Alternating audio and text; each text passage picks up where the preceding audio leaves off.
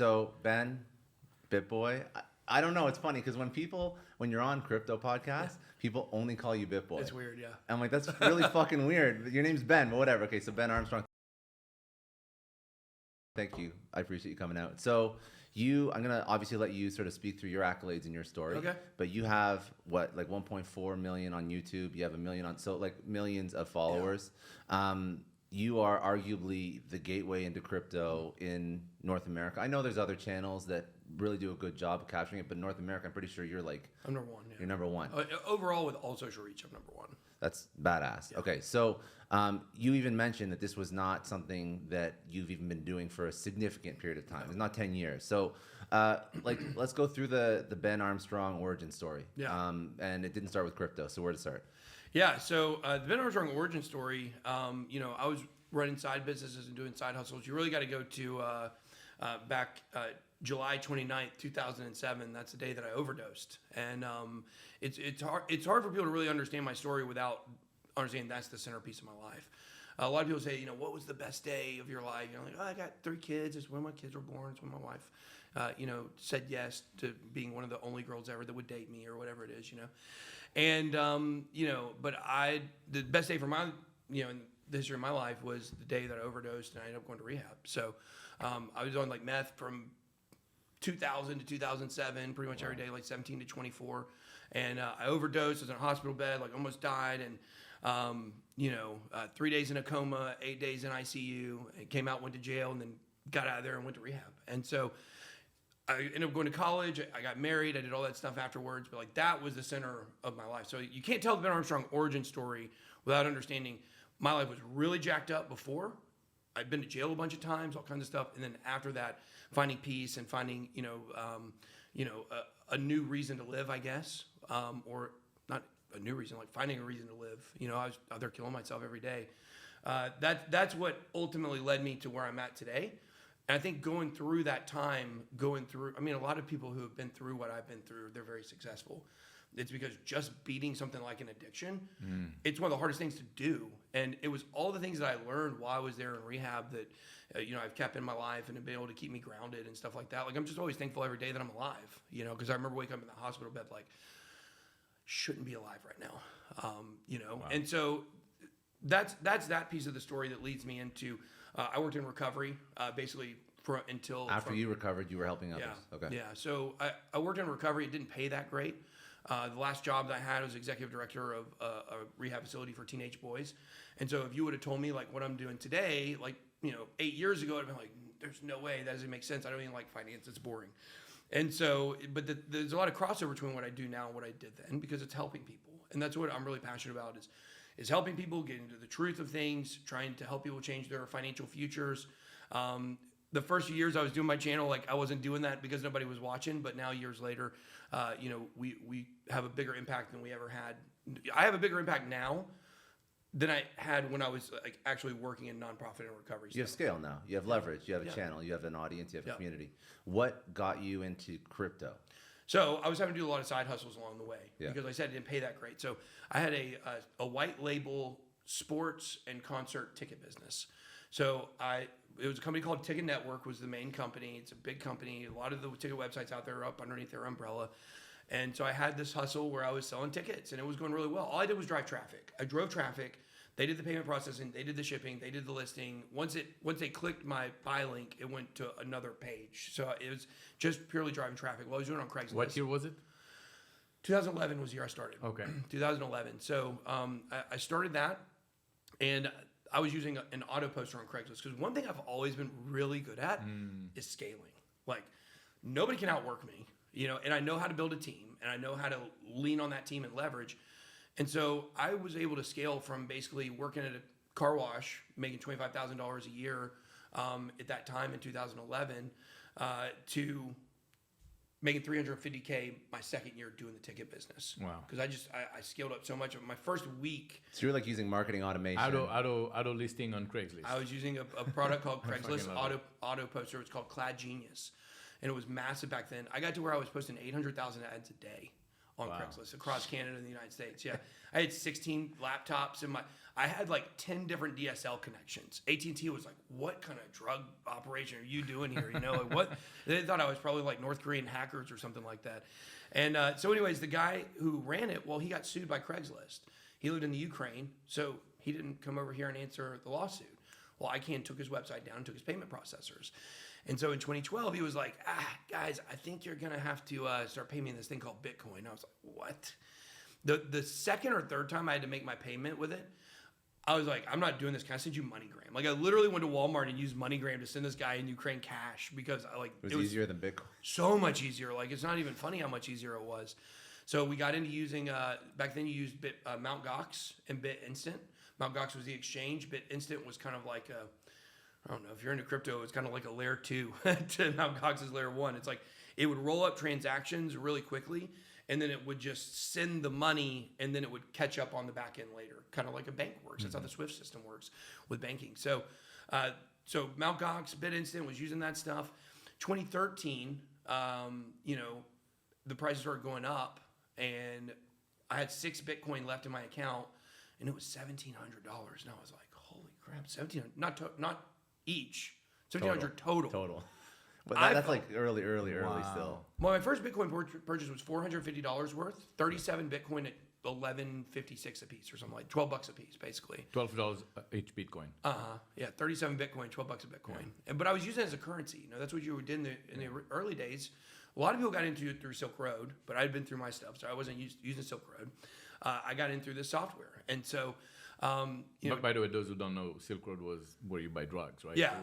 There's a guy out there who right now he's thinking to himself, God, I hope those 30 caps at shrooms that I got for 100 Bitcoin, was really good. Yeah. Now he's got to take more shrooms to cover up the pain and the loss. Yeah.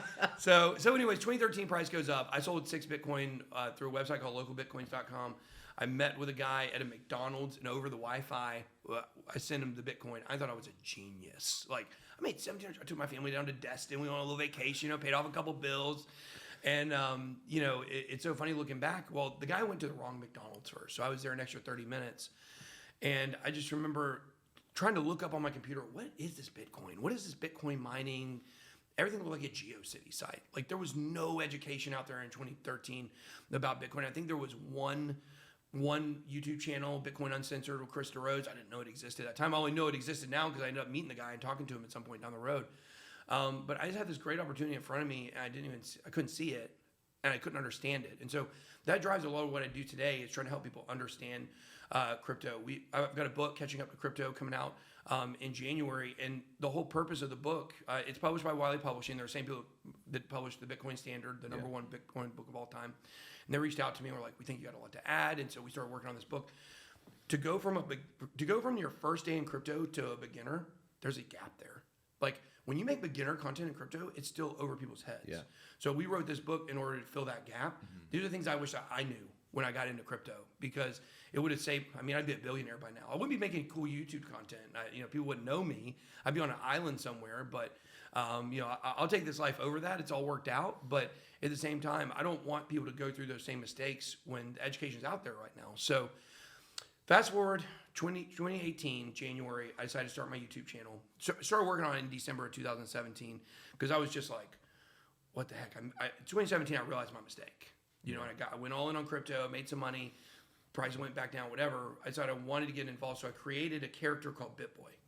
Now, BitBoy was a crypto superhero. It was not ever supposed to be BitBoy Crypto. It was BitBoy and HODL. The HODL was his sidekick, is like a turtle, right? HODL, what people don't know, it's like a typo from a Bitcoin talk forum. It's what we say in crypto: when you keep your crypto, you HODL it. And so it was supposed to be this crypto crime fighting duo, and we were going to do an animated cartoon series. And then I learned how to animate. I was awful at it, but I learned how. I got some animation on the channel. People go back and look at the early days. Did some voiceover stuff, but the time ROI was not there. I was spending like a week and a half making 30 seconds of a video. Yeah, it's tough. Yeah. And nobody wanted. It was the peak of the market. It was going down. Nobody wanted anything fun.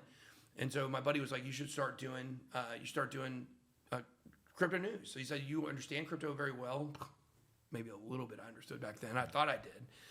And he said, you got a very easy way of talking and communicating with people that makes them understand things that are high level and a low level. I was like, okay, cool. So started doing news videos, and then I would do interviews. And over time, when people would come on my channel, they would call me BitBoy. And that's how I ended up becoming an almost 40-year-old man. Now I am 40, named BitBoy. And it's a little, like on one hand, it's a little humiliating, you know, because they're like, when are you going to become Bitman? I'm like, no, you don't understand. It wasn't supposed to be like this. but it's like, on the other hand, like it's great branding and people know us. And it's like, you really can't beat the branding that we built in crypto. Why in 2022, we're still, because the book you're putting out is still solving for problems that we've had 10 years to solve for.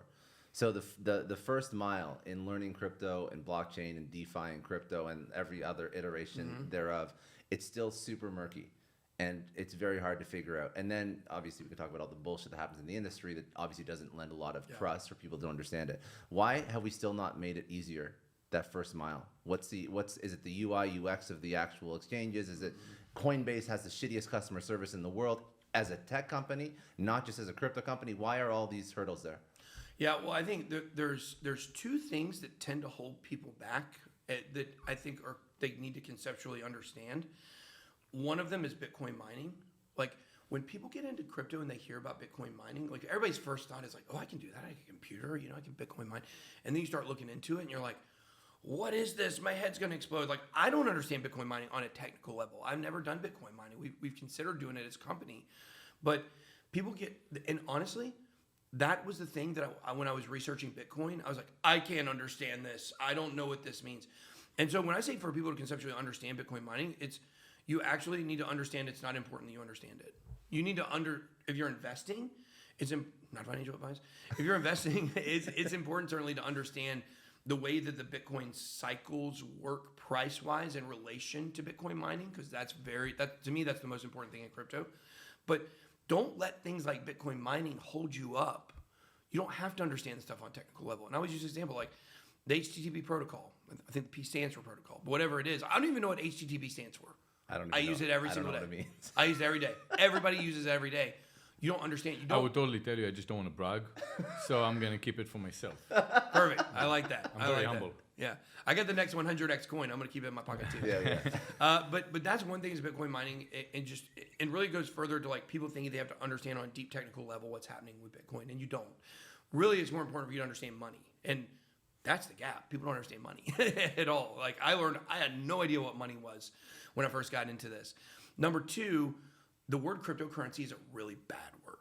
I hate the word cryptocurrency. There are so few coins in the world of crypto that are actually a currency that confuses people. People are like, I'm investing in Ethereum. Like, I don't understand. Am I going to be using it as money? People equate currency with money, and for good reason. Currency and transactions in crypto are different than currency and transactions in the real world, okay? And what I mean by that is this. The Ethereum network, okay? When we talk about transactions per second, TPS, why it's so important that we upgrade Ethereum to make it faster, a transaction in crypto is anything that interacts with the blockchain, right? Including things called microtransactions that are very, very, very minute. You also have gas fees. Whenever you buy an NFT on Ethereum, like you've got a gas fee that must be paid in Ethereum, even if you were buying it on a different chain like Polygon or something like that. Or a better example would be, if you're buying something with USDC, if you're sending money with USDC and it's built on top of the Ethereum blockchain, you still have to use actual Ethereum to push that through because USD is one of the chains it's built on. When we think of a transaction in the world, and we think Visa MasterCard, which does, I think it's 1,700 transactions per second is what Visa does. It's not extremely high. And we're talking about in crypto, like we need 100,000 per second. Well, what's a transaction with a Visa? You're putting a hold on a credit card. You're buying a burger. You are, paying for your haircut. There's goods and services that we're paying for, and then a few other things like holds, right? That's it. In crypto, every single thing is a transaction. So if you were to kind of equate that to the real world, like let's say a hotel ran on Ethereum, for instance, which this is a mythical situation. Like when you open your door with your key, that's a transaction. When you go to the elevator, that's a transaction. Everything that you do on a blockchain is a transaction as opposed to in the real world where we're only using it for goods and services. So that's why the word cryptocurrency exists. It is a currency because you're using it in every single thing that you're doing, but you're not using it the same way we use regular money. And that confuses the crap out of people. So I prefer the word crypto assets. So Ben, here's a question from someone that's not an investor, but looking at Bitcoin and Ethereum or just the crypto world, it was supposed to be a mechanism to protect us from a collapse, and it proven to not be that for now. Well, went down with the stock market, right? Went down. The bear market took everything down with it, including the value of Bitcoin. Just literally anyone that put $1 over there versus, say, if you put $1 at the S&P at the height, it would probably be better to stay at the S&P. It went even a little bit more. Now it's, 12 years in the making? Maybe I'm wrong. 13 years right, in the making. Almost 14. The question I have about this is not to go and say it's not going to go and save us one day from a doomsday from I love this government question already. currency. I'm chomping at the bit. Let's hear it. Let's hear the question. What are the KPIs in your mind to say, okay, this is now when we still don't have a proof of concept because XYZ, or here are the proof of concept already. It's not just around investors. Oh, there's so much to unpack here. There's so much to unpack. By the way, any of the assumptions that he made, you can also dive You don't into have to those agree too. with it. Oh yeah, I'm going to destroy these Good, let's assumptions. go, let's go. But also I do want to say on the front end, I understand why you think all this. Like what you're thinking is what almost everybody thinks, including people in crypto, but they're all wrong and it's very easily provable wrong. Okay. You're always in this state in Bitcoin because it's a 4-year cycle, and we'll talk about that I'm sure at some point. You're always in a state of the price dropping dramatically during a bear winter, which this will now be what I would consider really the third massive crypto bear market. There was a smaller one in the beginning. But we've had 3 cycles now, and it dropped so dramatically that people can only look at the micro of what's happened in the last 4 years. So you're looking at Bitcoin at $70,000, and today you're looking at it at 16 or 17,000. Man, we had a pump at 17,000. Let's go, somewhere around there. And you're saying like, but look, it was this price. Okay, well, let's go back a little bit further. Let's go back 6 years ago. What was the price? Oh, 6 years ago, the price was $1,100. Holy crap. This is actually an incredible store of value when you look over just a little bit longer. But we're always comparing Bitcoin to what it just did. You're not comparing it to what it did 6 years ago or 8 years ago. And because of that, we stay locked in this like, oh, Bitcoin's a scam. Look, it went down. It was up this high. You have to stop looking at it in terms of the most recent high and the most recent low and look at it over time. If you look at the Bitcoin chart over its history, it's immeasurable. What a great story you're saying, look, it's only 12 years. If you look at the US dollar currency, how many years? That's 100 and so many years. Go and put it as the same perspective. It's going to get more and more stabilized as time go by. And you look at this as a metrics and you say, look, this is where it was a few years ago. Even a very tough bear market where we are now, we're still 10x than where we were 6 years ago. Yes, I am saying that. But what I'm also saying that's kind of another layer to that is we just stay trapped in the mindset of the last 4 years all the time. And it's until we do get much less volatility and these Bitcoin cycles don't bear out the way they've always existed throughout time, we're never going to look outside of the most recency bias that we have. And so a good example of this is your stock market comparison. Bitcoin did not go down because of the stock market. Like, to say that is to fundamentally misunderstand the history of Bitcoin. I understand, once again, I understand why you think that. You look at the chart and it seems to line up. But it's weird. Let's go back to 2018. 2018, Bitcoin had a worse fall than it's had now. And what was the stock market doing in 2018? Was it dropping? Was it getting crushed? It was going up. It was going up. Not quite as dramatically as it was in, let's say, 2017 or 2019, right? 2018 was not a super massive year for the stock market, but it was a good year for the stock market. And when you look back at Bitcoin and you look at that time, it dropped 85%. This narrative, this talking point about the macro is crushing Bitcoin, like, it drives me insane. This is the third cycle, the third super bear market. The last two both had 85% drawdowns. With inflation, pandemic, Fed rate hikes, war, everything we've got going against Bitcoin, it still has fallen less than it fell the last 2 times. Yeah, I think when you look at the crypto market, there are some that really died almost. I mean, if you look at Solana, where it came from sure. to where it is today, Solana will die, compared to Bitcoin. Uh-huh. And now again, I have the second question to Okay. come down to it because I expected you to defend, and I actually thought about that. The second part would be, look, a proof of concept. Don't you ask me questions you know the answer to already. No, I don't know Okay, the answer. okay. I was expecting an emotional reaction, but Not which from I got. me. Well, anyway, so then the second part that I wanted to ask. All right, so then the second, and I'm speaking someone else's words. I think it was Jordan Belfort at the time. He said, "Well, you know, the blockchain as a whole, it makes sense, absolutely. However, as long as you have mostly investors trading the coin, it is still just a tradable asset or on investors. Once we're going to actually use it for the day-to-day, that's when you have a proof of concept, and we're not there yet." And what's your take on that one? Oh, I agree 100%. Like, I don't disagree with that at all. I think So you would say would be a key indicator to say, okay, now we have a proof of concept. People are actually buying bread with this. The transactions are not going to be... No, in crypto, we talk about buying a cup of coffee. Yeah.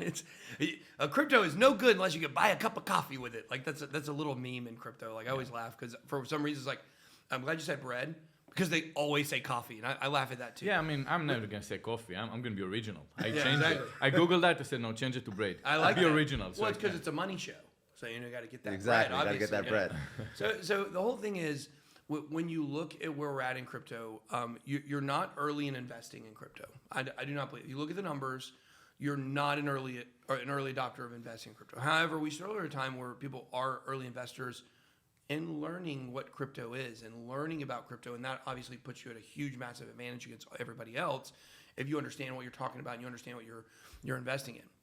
So when it comes to the adoption curve of I think mainstream adoption is a meme too, right? If you ask people last year at the same time, when Bitcoin was back at 70K, like, oh, what's going on with mainstream adoption? People are like, it's here, it's never going down again. We told people last year we were going to have a bear market. We have it every 4 years. Everyone does it, yes. Yeah. So the whole thing is we're going back to my conversation about currency versus asset. We don't have that many coins or currency. Bitcoin is not a currency anymore, folks. Bitcoin is digital gold. Okay. Even its use case has been changed from what it was intended as. When you look across the board and you look at all these other assets, like some of these aren't ever even going to find their use case because the founders made so much money on speculation. They've got founders dilemma. What's their motivation to keep building a project that's already made them $1 billion? They don't really have it. So I think what we're going to see is we're going to continue to see more projects die, right? Yeah. Solana, a centralized blockchain, I believe it is going to die. I've never considered Solana to be we considered it to be a good investment at one time. We didn't consider it to be a real competitor to Ethereum. You got Ethereum, you've got Cardano, you've got Algorand, ICP, HBAR. These are coins that we invest in. I'm invested in for transparency, but those are kind of like some of the coins that we look at and we say, these are going to do pretty well. XRP is another one, but it is in a different niche than these. We call these layer 1 blockchains that I'm talking about. If you look at what's built on these layer 1 blockchains, none of them are optimal right now. They still have a long ways to go. You look at things like NFTs and metaverse. I mean, we think we're probably 8 years away, really, from metaverse actually being a thing that's not a meme. A thing where people are using it. We're still so early. Did you buy land in the metaverse? Oh, I've got a lot of land in Sandbox. Well, we bought a lot of land in Sandbox because we are building in Sandbox. We do have a lot of metaverse land. Everdome's another one that we have some land in. But we built an entire digital city in there.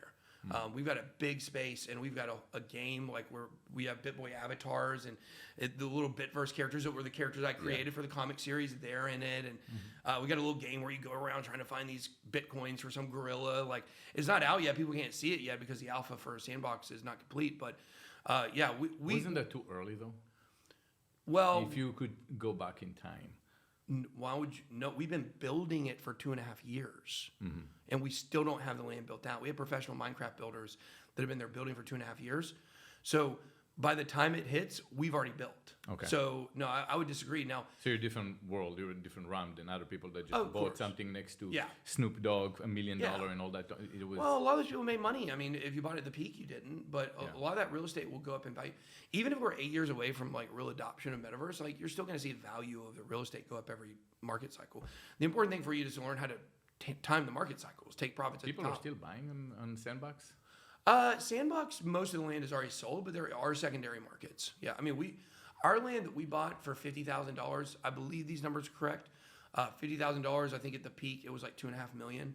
And then right now, I have no idea what it is right now. I'd probably say it's still probably somewhere around $1 million because we got prime real estate over there. But we didn't buy it as an investment. We bought it to build on it, and we're going to make money inside of our metaverse or inside of our land, like whether it's selling avatars or selling NFTs, all the stuff we had to pay to get developed. So we've got costs in it, but selling NFTs, selling exclusive meetups. I don't know what. I'm gonna ask you a question about that, and we're completely derailing. I'm gonna let you go back. I know you have 100 questions. I know. I'll just ask. Aren't you worried that tomorrow Apple is gonna come up with their own space, or Facebook is gonna come up with their own space, and then Sandbox is gonna disappear? No, because they're centralized. It's everything. It's antithetical to crypto. Like the reason why these metaverses will be such a big deal is because they are decentralized in a sense, and you're not having to give over all your data to Apple. This data game is how much you over. How much you think a kid that goes to play a video game cares about centralized and decentralized, where they have a fake character called JJ123? I'm gonna play a video game and shoot some zombies. No, that's a centralized. Like, do you really think they're gonna care? Well, it's not really kids that are playing it right now. Okay. Like that's part. This is people that do care. You're saying it's people that do care, but look. Okay, we have got to draw hard lines. Okay. My kids' privacy is ruined for generations. That's true. Okay, so at some point, us the Facebook generation and millennials and older, like we got to draw hard lines and say we're gonna stop giving them all this stuff. Like that's why everyone hates Facebook. Facebook's metaverse is going to be one of the most gigantic failures of all time. People are done with the Facebook game. Facebook had to actually come up with a strategy for holding stay-at-home mom meetups to try to get 11, 12, and 13-year-olds interested in Facebook. I don't know if you guys know. That's a real story. Wow. No, I don't know this. That's a real story. What did they do? Facebook marketing came up with this idea to create spaces for stay-at-home moms to have basically play dates with other moms in hopes that they could recruit their kids to be friendly to Facebook. Really? Wall Street Journal, go check it out. Interesting. That's a real story. That's how down Facebook is. They're in such a horrible spot. There's no way they get out of this because now WhatsApp is the one thing that they have, and of course Instagram is another thing they have. Those two things probably survive and do well. Facebook, as it's currently constructed, or anything that has the word Facebook or Meta, it's dead. Everybody hates it. If you're a millennial or older, well, your grandma might like it, but I'm sorry, like your grandma, she might be 84. Like, I love her, but she's not going to make it. You don't want to be in the same party with her. That's not. And she's also not going to be around forever. She's not going to be around forever. Yeah. Everybody that's like 60 and under, 50 and under especially, hates Facebook. Kids hate Facebook because when they were growing up, their parents liked Facebook. Yeah. There's no win for Facebook going forward. The Oculus is certainly the only hope they have within this meta world. But even within that, one of the characteristics of the word metaverse, of a definition, if you actually look it up, is user-generated content, right? Facebook's trying to build a video game. They're not trying to build a real metaverse because they have to give up control of what goes on there. They're never going to do that. That's the thing with centralization. These companies, they want to control every transaction. They want to have their own internal economies with their own little coin that you can't send off.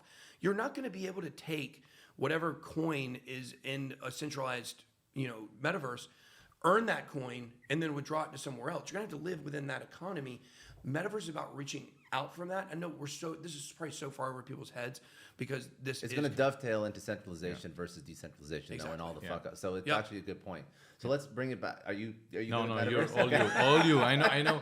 No. We were going over the questions, and there are a lot of important No. questions, Okay, so we can go right in. I don't know if you want to go into SBF and FTX right away. Yeah. The other stuff that I thought was interesting is that you are a personality. Yeah. And you have like a group of people that love you, a group of people that hate you, absolutely hate you. I watched the Bankless podcast, Yeah. and they were just not. They were not. It was a podcast where they were not fans or whatever. Anyways, so I thought it was an interesting show because it's kind of like a hit piece. But and then when I asked people to ask you questions, because I threw it up on Instagram, one of the guys equated you to the Jim Cramer of crypto, saying that as long as if I pick something that he doesn't pick, then I'm good. Yeah. So there's a lot of anger and emotion. So maybe just speak to why that is. I'm so authentic, it's not even funny.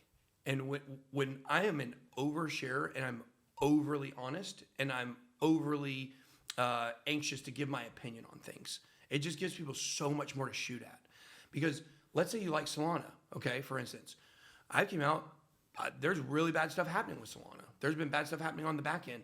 So I'm telling you what's real. I'm also giving you my opinion on it. And now everybody in the Solana community hates me, you know? And so when you look at other coins that I've talked about in the past that, you know, I basically like built up this engine of like, every time I say something negative, I'm adding more people to the people that hate me. Yeah. But like, I'm not going to lie. I'm just going to tell you what I think. And so that's one aspect of it.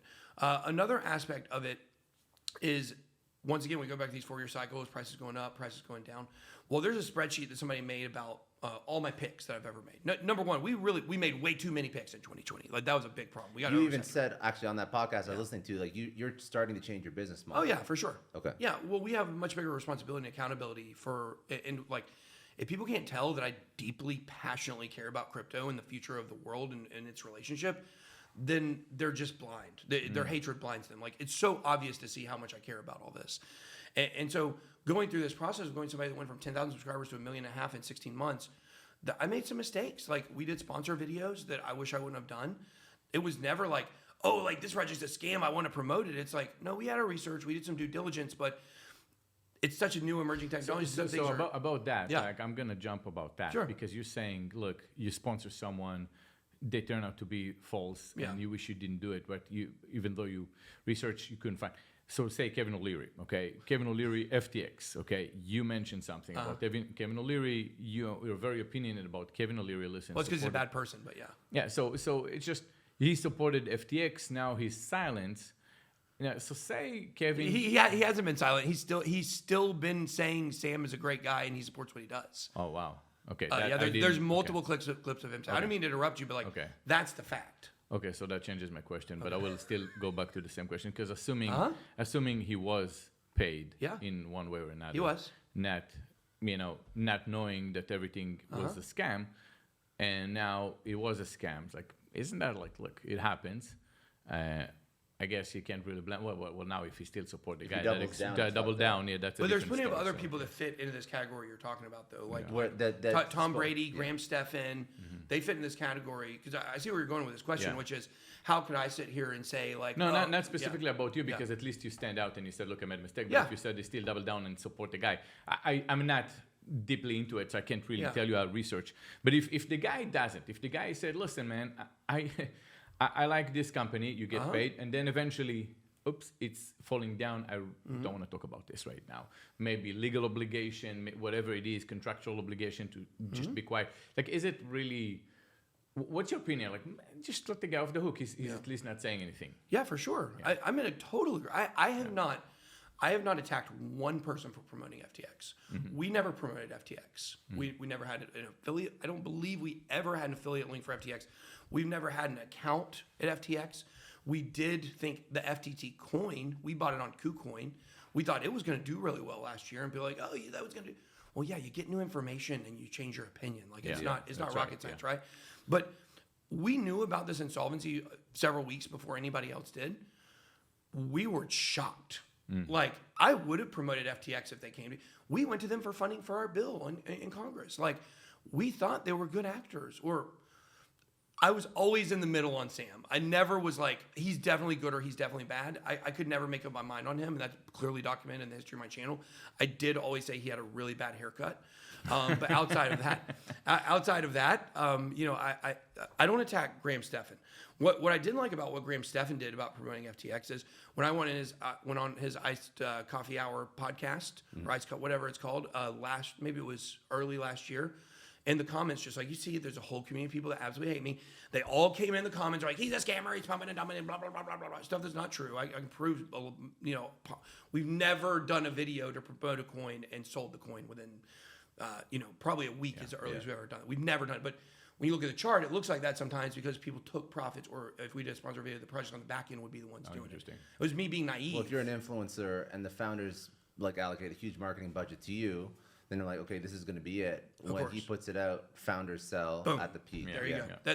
That's the misdirection, smoke and mirrors. People don't understand. And then you're the face, and then you get all the shit for it. And the 100%. Yeah. And the people who invested lose because they're watching the videos and they think it's going to go up, and then I lose.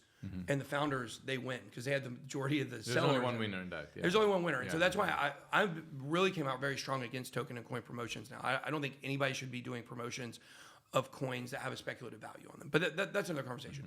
Graham Stephan, in his comment section, him and his partner Jack, I don't know who is responsible for it, but they basically they were just like apologists in the comments. Like, I'm sorry, we didn't know, he's super controversial, blah, blah, blah, blah, blah. It's like, how about a little support, guys? Like, I was there face to face with you. You didn't call me. You have my phone number, Graham. You could have texted me. You could have said like, oh, like there's a lot of, what about this stuff going on? Like, is there any truth to it? How about come ask me instead of just go in the comment section? They lost out an opportunity. When you get that much activity, you bring the person back on and you walk 100%. Do a fucking follow-up show. Yeah, yeah. Why not? Yeah. Would have definitely loved it. But Graham's so protective of his image that and it's a stressful thing. It's not for everyone, and I can tell you, sitting from the side of it, one time I get criticized over a campaign I made with one influencer that said something 10 years before or something like that. I would have never find out what she said. And it's like, I get blamed for something that I had no idea that happened in the past. And this is not a crypto. This is not something you can actually find information.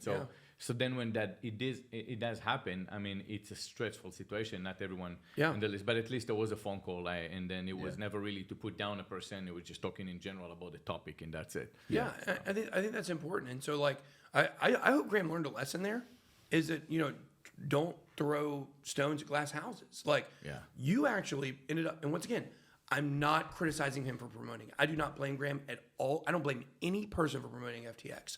Nobody knew. And when people find out the real truth of everything that's behind this thing with FTX that I know, they're going to be like, this is so much bigger than anybody thought. People that worked very close to the inside didn't even know.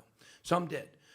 I can't criticize him for that. But what I do criticize him is not for standing up for me at all and just assuming that he had all the right answers and that he's promoting great stuff. He promoted the greatest financial fraud in human history.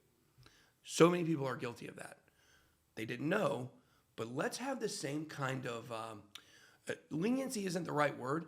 Let's just have the same kind of care and human understanding for people to understand. Empathy. Empathy. Yeah. We're all out here trying to do the same stuff, and none of us, certainly after this debacle, none of us are perfect. I promoted Celsius. 99% of the time when I promoted Celsius, it was organically. We didn't even say we had a link for it. We made $3,000 on promoting Celsius in 3 years.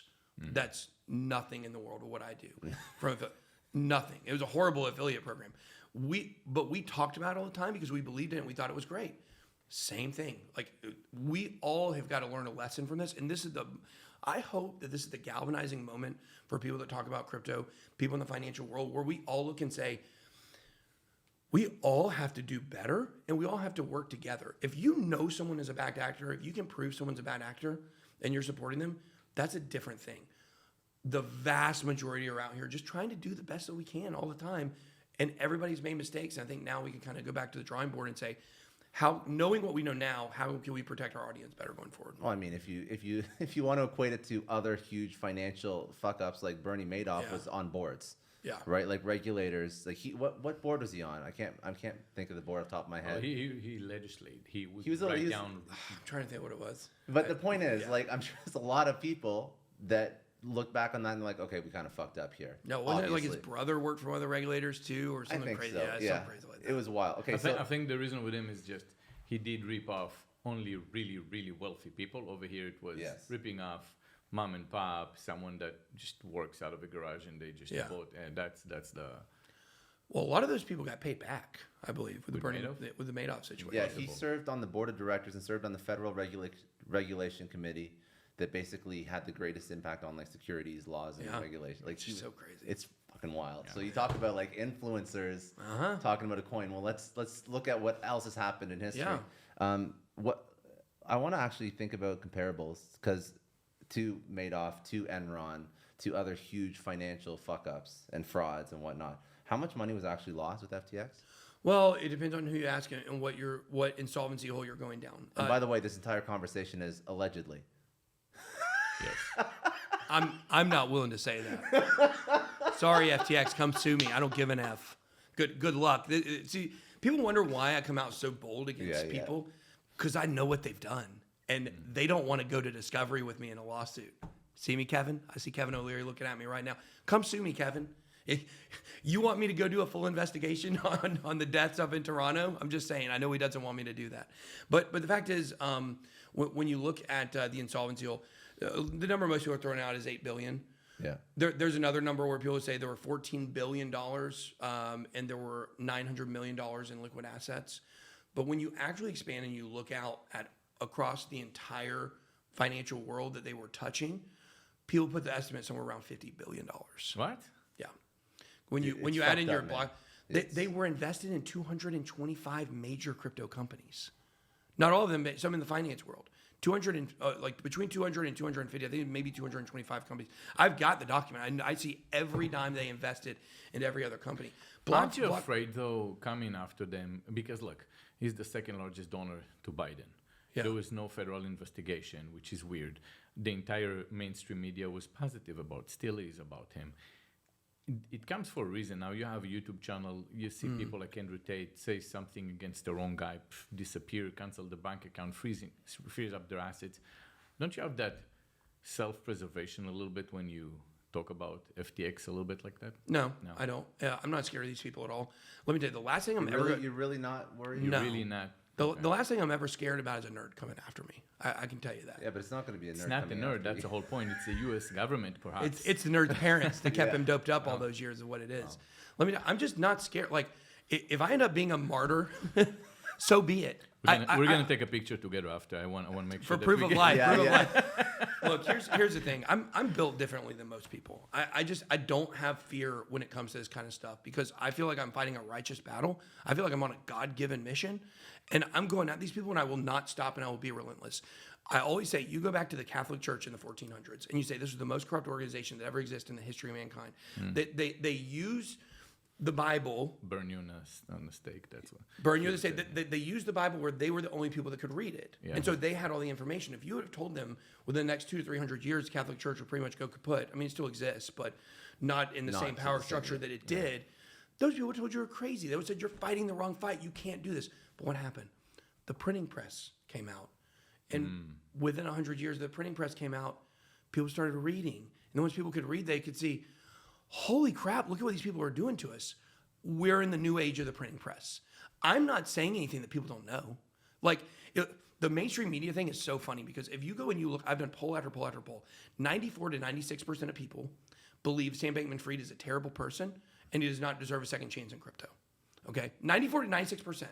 If you go look at the comments on threads, it doesn't fit that, because SBF and Ftx and Alameda have a gigantic bot army and propaganda army. And we're going to be doing an expose on this, improving this in the next couple of months. But when you look at the mainstream media and you look at the New York Times, you look at the Washington Post, you look at the Wall Street Journal, you look at Forbes, how is it that they have the opinion that only 4% of people have? Who are those 4% anyway? I believe most of them are people that misclicked. I think the number on those polls is actually smaller. I think it's only 1% to 2%. I think Yeah, I know. I was going to say, just you read the Forbes headlines, and I think one of the articles was trying to equate the Alameda shit show to far right wing conspiracy shit like that, and it was just like, it's just like you're reaching so hard, and it's embarrassing at this point. And you know, it's actually depressing. It's a little bit depressing, because like you look at even, I don't like listen. It's inspiring. There's WSJ and there's all these other outlets, but then you look at things like Forbes, and you're like, how are you fucking this up? I just like going to you for business news. Yeah. Stop fucking up stuff like this. Well, it's individual journalists. Gretchen Morgensen is an NBC journalist that we love, and she reports, and she's hardcore and like. Yeah, but it goes through an editor. She said she told me she's never had someone take one of her pieces and ruin it. She's an independent journalist. She works for them, but Gretchen, I hope you're okay with me saying this, but she says that she's never had problems with having to send through things through an editor and getting it debunked. It's other people writing stories. It's not one entity at the top. And I think it's because they know if they control all their reporters, then they're not going to get, this is going to get much worse for them. When you look at somebody like Andrew Ross Sorkin from the New York Times, this guy's bought off. He's been bought off by SBF and the Fried Bankman family forever. He's been paid off by Goldman Sachs. I know this. He's literally been paid by the banks to have certain opinions, and he literally lies in his articles and makes stuff up. Okay, so they're memes at this point. This is not depressing. No, but that's my point. It's so bad. It's not like. But it's so bad. It's so bad. It's good. Yeah, I see what you're saying. We've hit. Listen, I have almost single-handedly, from documentary writers that we've talked to, I've created a new brand of journalism in the last month. It is, I'm going to kick your door down. I'm going to get the information. If you don't give it to me, I'm going to start a Twitter Spaces. I'm going to have people outside your house. I'm going to have Twitter talking about you so bad, you're not going to be able to get off the mat. So give me the information now before I have to take it. This is a kind of journalism that we've not seen before. Andrew Ross Sorkin does not have an army of people behind him willing to fight for him. Mm-hmm. He has zero of those people. Nobody likes the New York Times except the people that like to do the crosswords, which I don't know if you'll know this, Sam Trabucco, that was the CEO of Alameda, he wrote a lot of the crosswords for the New York Times. That's funny. I didn't know that. Of course. Nobody knows that. Nobody sees the crossover there. But this kind of journalism, and I'm dead serious about pushing this further and further and further, is we are at a precipice in the history of media. We have defeated the mainstream media now. The mainstream media is officially dead. I'm calling it dead today on, what date is it? What date is it today? My watch. Wednesday, November 30th, the day I'm recording this, the mainstream media, 2022. The New York Times, Washington Post, they are dead.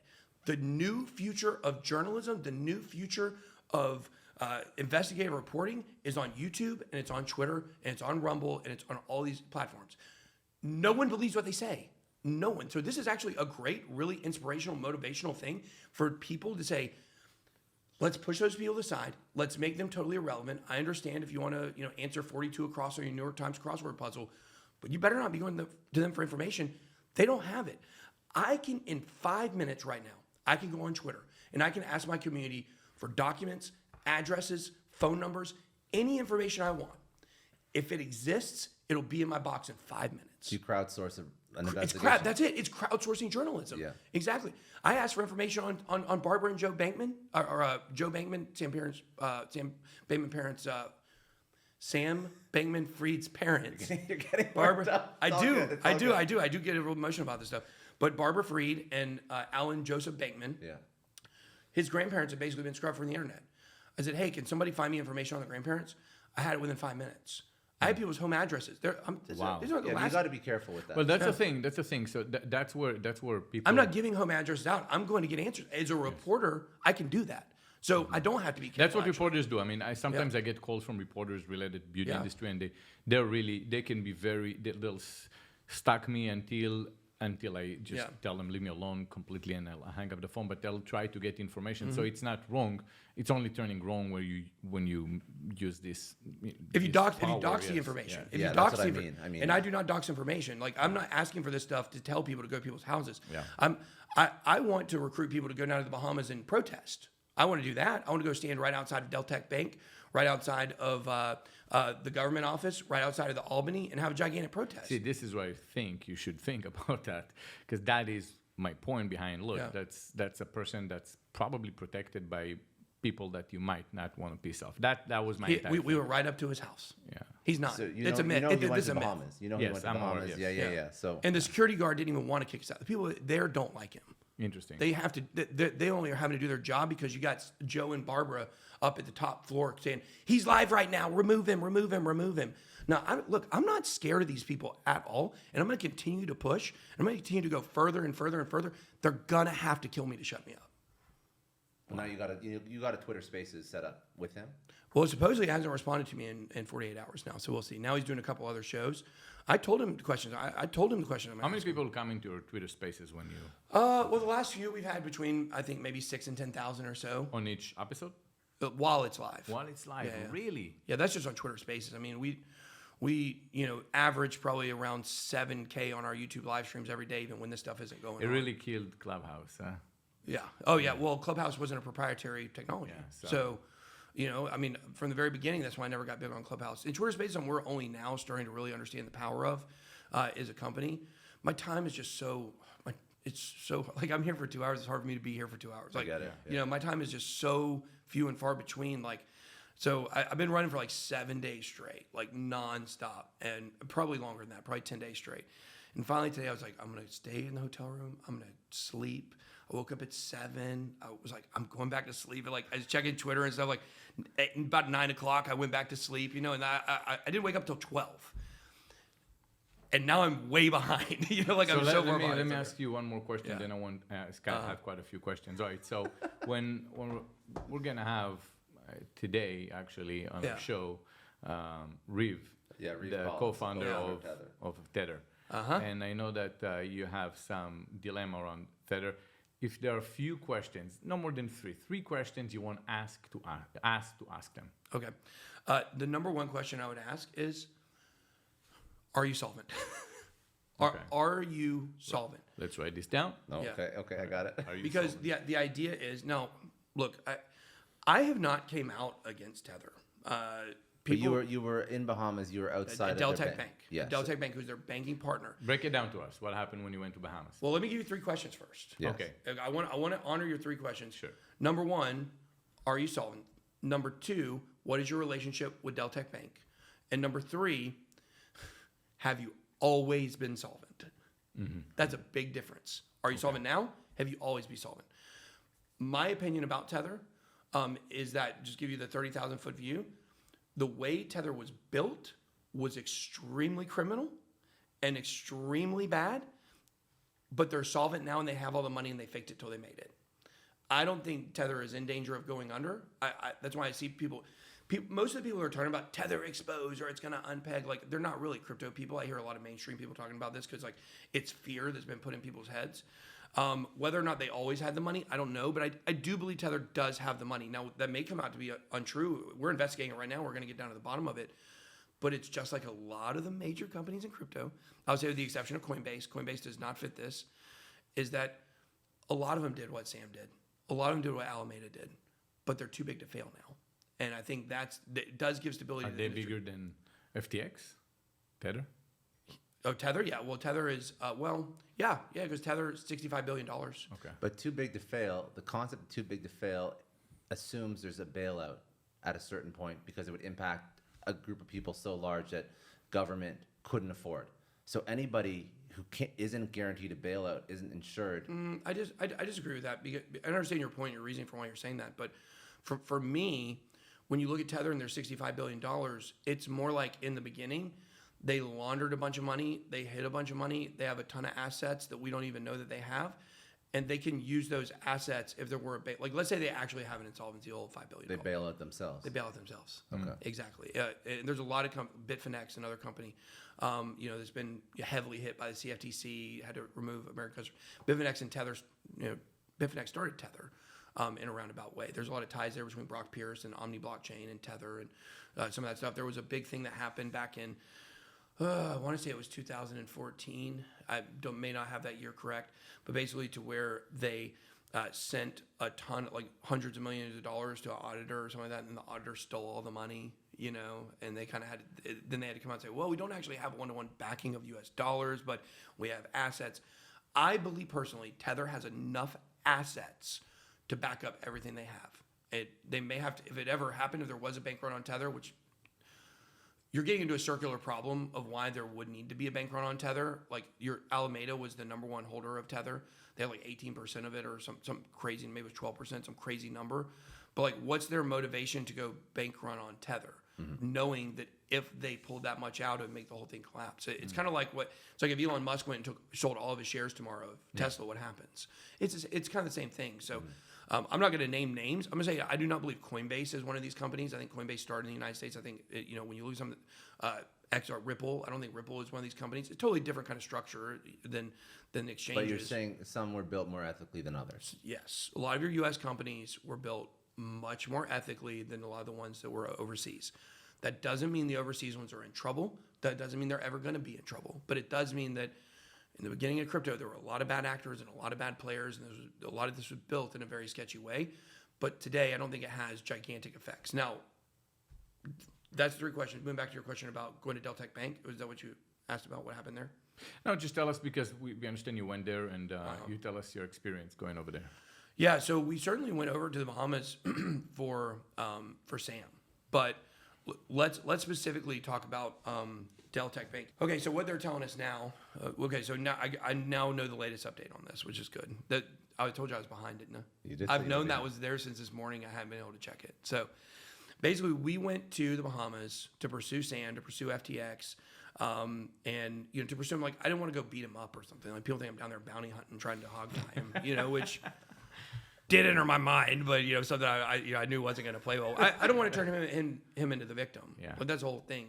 There's a very thin line that I walk between being aggressive and making sure I'm standing up for the people, and that we're not becoming bullies that are going after people that don't need to be gone after. We're bullying the bullies is what we're really doing. And so I went down there to get answers from him, and I want to go down there and give him a platform to be able to speak and answer hard questions. Eventually, if he doesn't talk, I'm going to show all the screenshots, and people are going to see the kind of questions that. Screenshots from who? From Sam. Questions. Okay. Me and Sam have texted back and forth. Okay, yeah. Gotcha. He's agreed to do a Twitter Spaces with me, but then he agreed to do it with somebody else, and now so we'll see. Do you think he's placating just to? Well, I'm the only person that can help him. I'm the only person that can help Sam. Nobody else knows what I know. Well, people on my team know what I know. These people that are running these Twitter Spaces, I described it this morning. It's kind of like watching somebody on a blindfold describe a painting they've never seen. That's what it is. I don't have a blindfold. I can tell you what the painting looks like. It's got to be done in a methodical way, because what am I going to do? Go give all the information to Gary Gensler so he can shred it because he was meeting with him for 6 months? But I know a lot. I believe I know more about what was going on at Alameda and FTX than even Sam himself knows. I think this thing goes up much higher. We know a lot of the intraday operations. We know a lot of the players. And I'm pretty sure I've got the entire architecture and structure down of the team of people that knew and did not know. We're still answering. We're going to be asking questions to some of these people. This is what I say. We're going to these people's door. I'm going to go knock on these people's door and sit there until somebody comes out and tells me the answers to what we're looking for. Or at least comes out and says, I'm not going to tell you what you're looking for. Yeah. Because there you go. We know why you're not saying anything. Come send your lawyer out to talk to me. Whatever. Let's focus. So you got over there. You went after Sam, but then something else happened that related to Tether. So one of the things that we wanted to do, I know I can go on so many rabbit trails with this. We could really have a 47-hour podcast. I realize that. Yeah. Well, we had documentary film crew with us, so people are going to see everything eventually. But so next time you're in Miami, we'll do more shit. Yeah. The 47-hour podcast. I'm gonna need a Red Bull. Okay, so anyways, the point is one of the things we want to do while we're down there is go talk to Tether.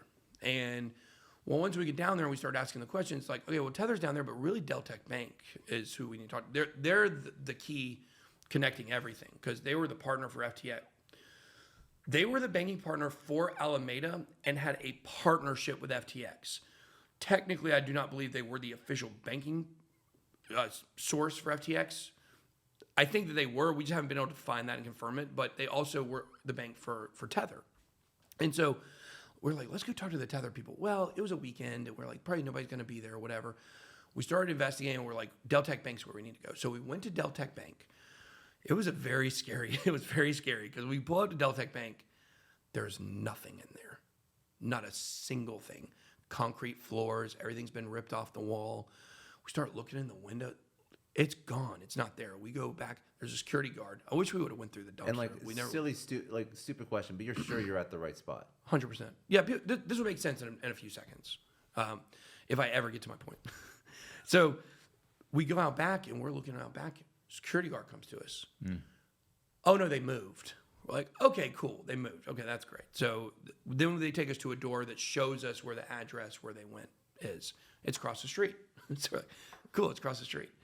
Now, I will say, when you look at that bank, when you go on the inside of that bank, and I can't tell you one way or the other, but I can tell you that I definitely 100% know everything that was inside of that bank. I may know someone that walked inside and took a look around, but maybe found some evidence actually inside of there. But what I will tell you is it's not being refurbished. It's not actively refurbished. And we know we went there on Monday as well. Monday, workday, nothing's going on there. There's a security guard out back that just sits there. That's No it. employees? No, there's nobody. There's one security guard there. No, there's no employees. It's That's the new address. no. This is the old address still. Okay. Okay. So it's the thing on the sign says it's being refurbished. Oh, I understand. Okay, so It's not being Okay, refurbished. gotcha. It's not being refurbished. It's been broken down and it's sitting there. We go to the bank on Sunday. But I just gotta say, sometimes you have to wait for permits. Nothing happens for a while, and then you start. That's why you might not have seen any kind of work. Fair. Right? Fair. Possibly that could be going on. Yeah. It's not actively being refurbished as we speak. I would like to get the timeline to find out when it started. I know that I know for 100% sure that people were in that building in 2013 is one thing I will say. But people will find out more about what that means probably in a couple weeks. But we went to the new bank, and there's security guard at the new bank. And security guard, we go out back. It's a Sunday. We make a video out there, like, check, oh, here I am at Deltec Bank, whatever. And our narrative when we went, like, what we wanted to uncover is there's nothing to uncover. That's what we were hoping. Like, because when I pulled up that bank and there was nothing in the windows, I was scared. I was like, what have we uncovered here? We found out it's being refurbished. It's moved to another place. Good. We want Tether to be okay. Yeah. We don't want Tether to be a scam. We don't want Deltec Bank to be a scam. That's bad for crypto. Like, we hope, regardless of how it was built, that it's in good standing now, right? So we go and talk to the security guard and say, is this Deltec Bank? And say, yeah, man, it's Deltec. It's a guy from Bahamas. Like, where? He's like, they're on the 5th floor. It's like, okay, can we go in? He said, no, it's a weekend. Sometimes they come in on the weekend, sometimes they don't, but it's on the weekend. Like, there's nobody there. I said, okay, what time they get here in the morning? He said, about 8 o'clock they get here in the morning. I said, okay, cool. We'll be back tomorrow. So I make a little video talking about, like, hey guys, like, actually we were there. We were kind of scared that, there was nothing there. We're over here. They're telling us there's people that work there. He said 10 people go in there every day, whatever the case. And so we show up the next day. So next day we go in there. We meant to get there at 8, but we ended up having to change our flight. And so we got there about 9:30. Get there at 9:30. The moment we pull on the property, there's a security guard out there just looking at us, smiling. He had this look on his face like, he knew they're waiting on us. Also, somebody told me that security guard, now I don't know this to be true, someone told me they work in the building and that they don't usually have security there. They literally went and got a security guard to sit outside and wait for us. We show up. Immediately as we pull on, he's smiling, telling us to go. Well, we don't take no for an answer. So we parked anyways and got out. So what's going on? He said, yeah, they said they don't want to talk to you. You're not allowed to be here. I said, oh, we're not allowed to be here. He said, yeah. I said, what? Tell them to come talk to us. All we want is we want for them to come talk to us. That's it. Just come talk. Like, we want your story to be good. Like, we're not coming to attack you. We actually want to come and get the answers so that people know that you're okay. Like, you should want to invite me up there and have this conversation and end this. Walk you through the office. Okay, good. Everything looks good. 100%. So the guy kept saying it's private property. Well, here's an interesting thing about the Bahamas. Let me tell you, we met so many great people from the Bahamas. We never had one bad interaction with somebody that was from the Bahamas. Only bad interactions we had were with foreigners that were not Bahamas citizens or weren't natives. Okay. Yeah. So even the security guard that kicked us out of the Albany, they were in support of what we were doing. They want this stuff to be uncovered, but they were just like, what can I do? But don't you think sometimes it happens where, look, we know a journalist is coming in, there's nothing to talk about, don't put him. And especially when it comes down to you, you're very outspoken, and some people might view you as the Alex Jones, and I'm picking it from you, Don't make me take my shirt off here and talk about frogs. Now, listening to you, I understand you genuinely want to find good, right? But then some other people might sit around and like, listen, I don't want to mean, I'm busy. It's just, and that might be a lot more simple as an explanation than just building a whole. Because there was, that's what happened, right? They just didn't let you in, right? Or you ended up still running. Oh, there's through. more. Oh, there's more. No, we're gonna get to more. Okay, but, let's go. And I'm totally good. I'm totally good with people like not wanting to talk to me, but I'm gonna come metaphorically kick your door in and throw a digital sledgehammer through your window, and you're gonna talk to me. All right. You don't have a choice. Yeah. Come out and talk to me, or else we are going to throw you under the bus so hard that you're not going to be able to get back up. Okay. Because it's time we get the answers. The mainstream media They're pussies, and we're not. And we're going to come get the information because the people deserve it. You can't have a bank with $65 billion from one company and not have accountability. That's over. Like, we're in a new day and a new time, and I really hope people are starting to grasp and understand this. So yeah, Deltec, if you don't want to come talk to me, that's great. You want to talk about your Bank Secrecy Act, which is in the Bahamas. I know you don't care about any of that stuff. We're going to get it one way or the other. So your best option is to come out and give it to us freely. You're going to come off a lot better. And so I'll talk about what they said in the email just now here in a moment. But basically, they come and they kick us off their property. Well, once again, remember, nobody in the Bahamas, everyone in the Bahamas wants us to get these stories. Mm-hmm. Everybody in the Bahamas, they don't want to arrest us. So we go stand right on the property line. And guess what? Nobody comes, the security guard just stands on the property line. We're on a Twitter Spaces, we're YouTube live streaming, we're yelling, we're pointing up. Guy in the window of the Deltec floor looks down and flicks us off. What? Did you know, by the way, that Deltec Bank was started by the guy who created Inspector Gadget? Wait, so it shows someone who's working show? over there. Yes, you can't make this stuff. We're not going to get it. It's a kid show. Anyways, Yeah. the point is... Isn't that crazy? But anyways, this is how professional this company is. Is they literally have 10 employees, according to what we heard, and one of them is up in the window flicking us off. Can you imagine if your Bank of America teller did that? Yeah, they'd probably be fired. They'd be fired immediately, right? Yeah. It doesn't matter if you don't want to talk to the press, but Yeah. don't make us look that You bad. expect a bank that backs It's 60 tens of billion? billions of dollars to be a little bit more professional, yes. Yeah, so I see y'all your are point. now starting to see this, right? So we sit there and we're live streaming, and so they're not coming out. There are people coming out that are wanting to talk to us. We're like, we can't really tell you much right now, but just know we really support you being here. People that work in the building, on the other floors. Other floors, but not... Other floors, okay?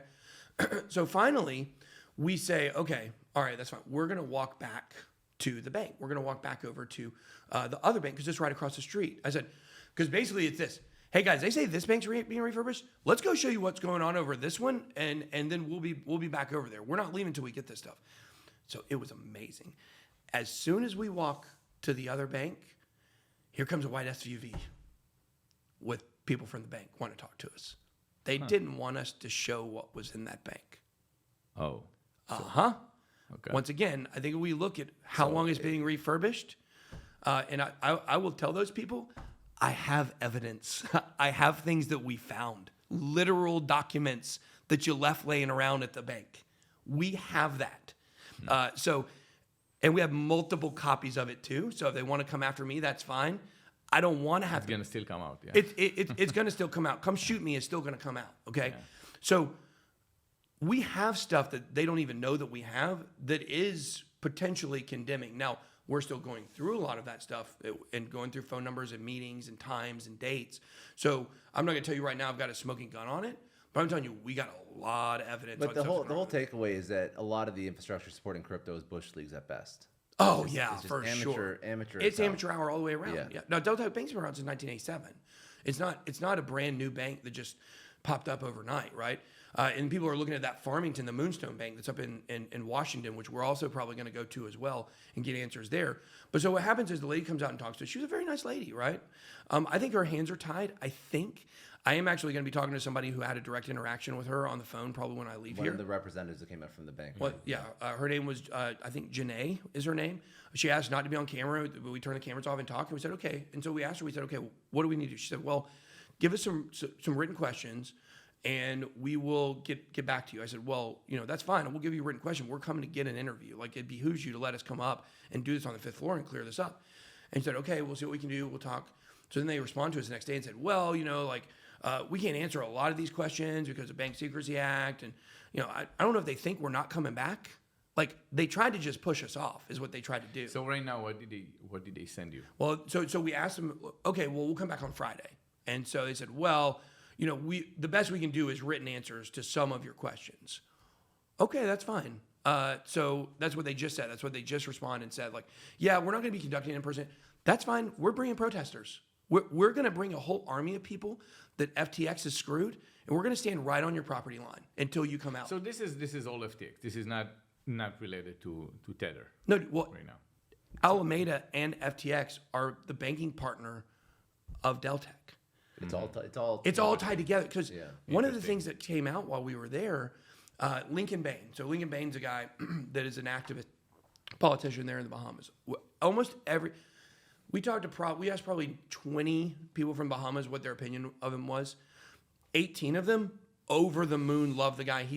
I told him this morning, we were texting, I said, we fight the same fight. We're fighting the same kind of thing.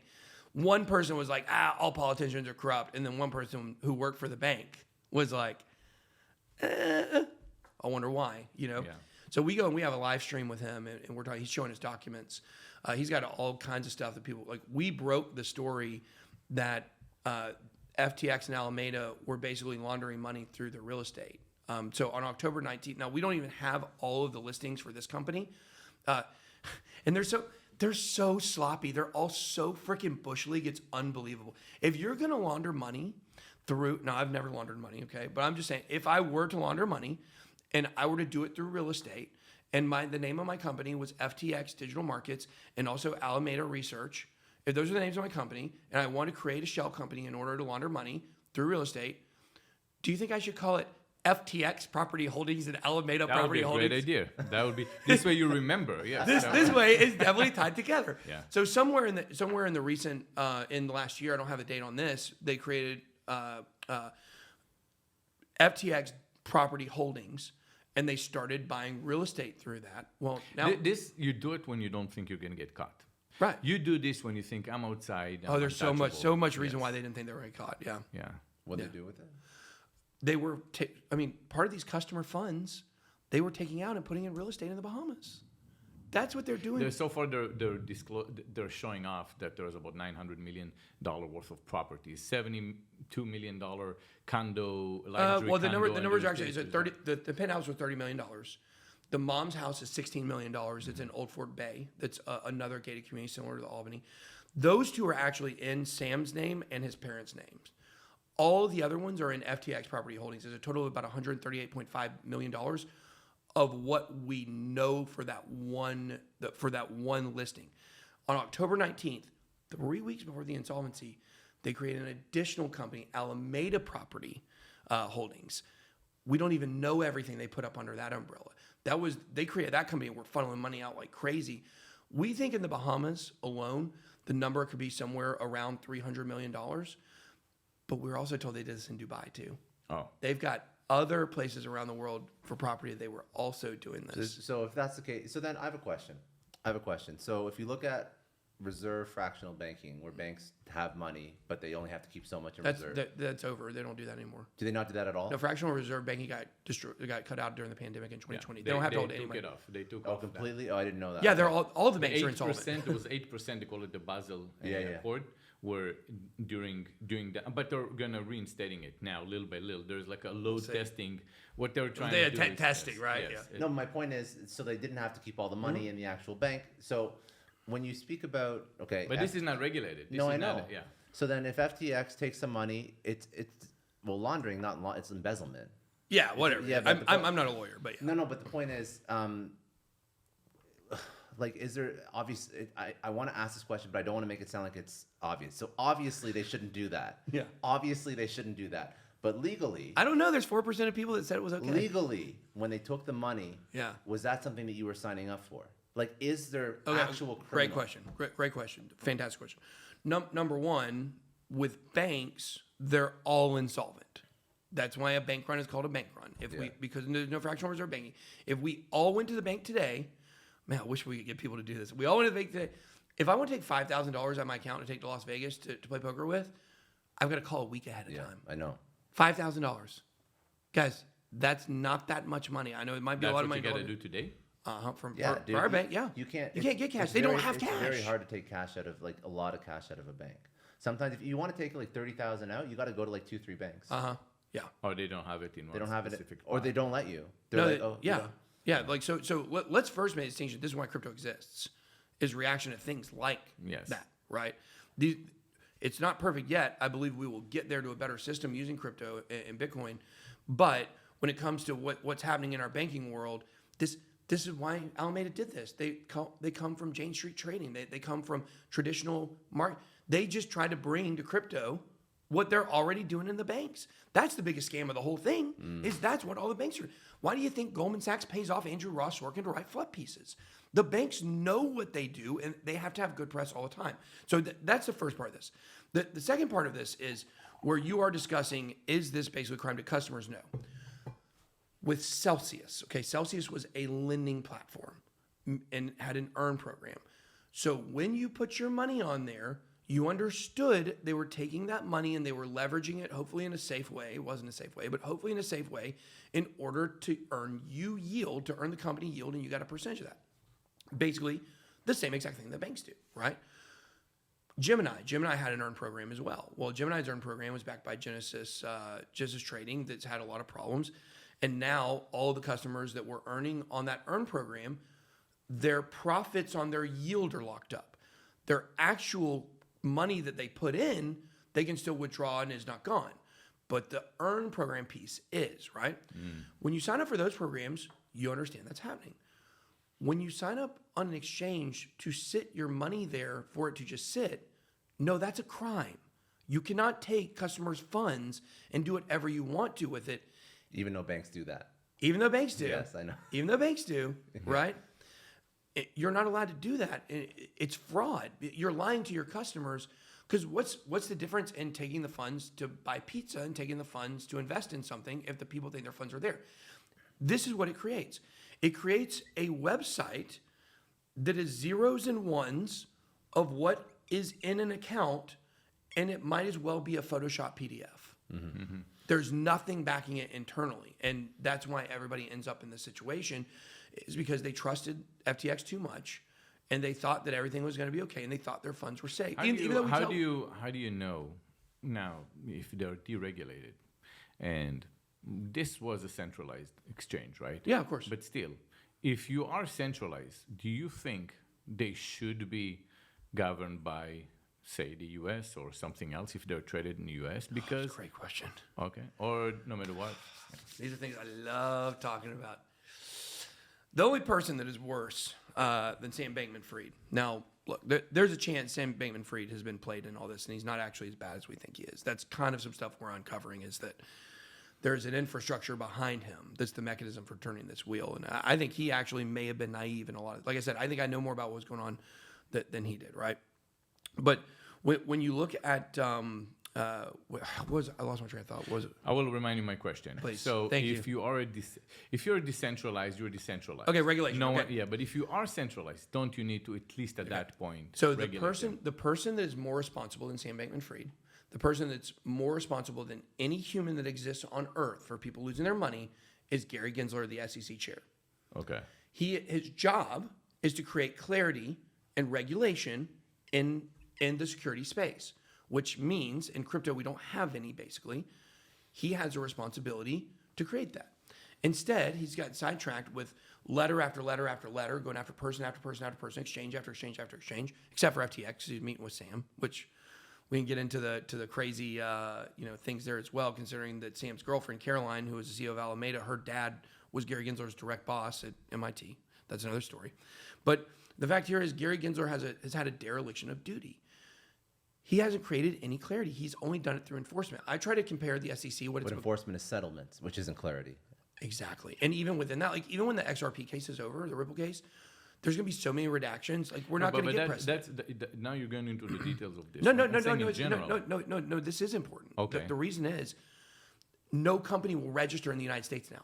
No, because of Gary Gensler and the lack of clarity.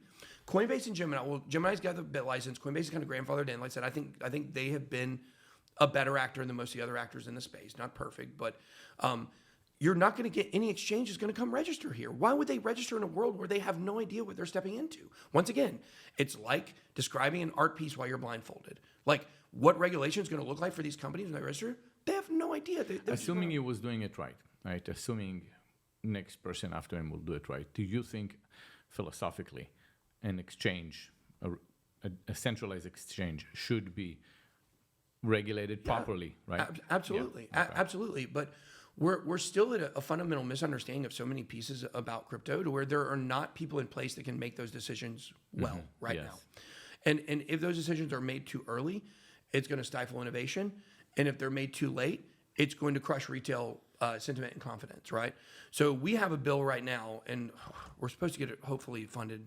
We've been talking about getting funded. It's hard to raise money in a bear market. It's $3.7 million what we're raising for it. But our bill is a mechanism to create crypto regulation. We're not like Sam trying to tell people what we think should happen.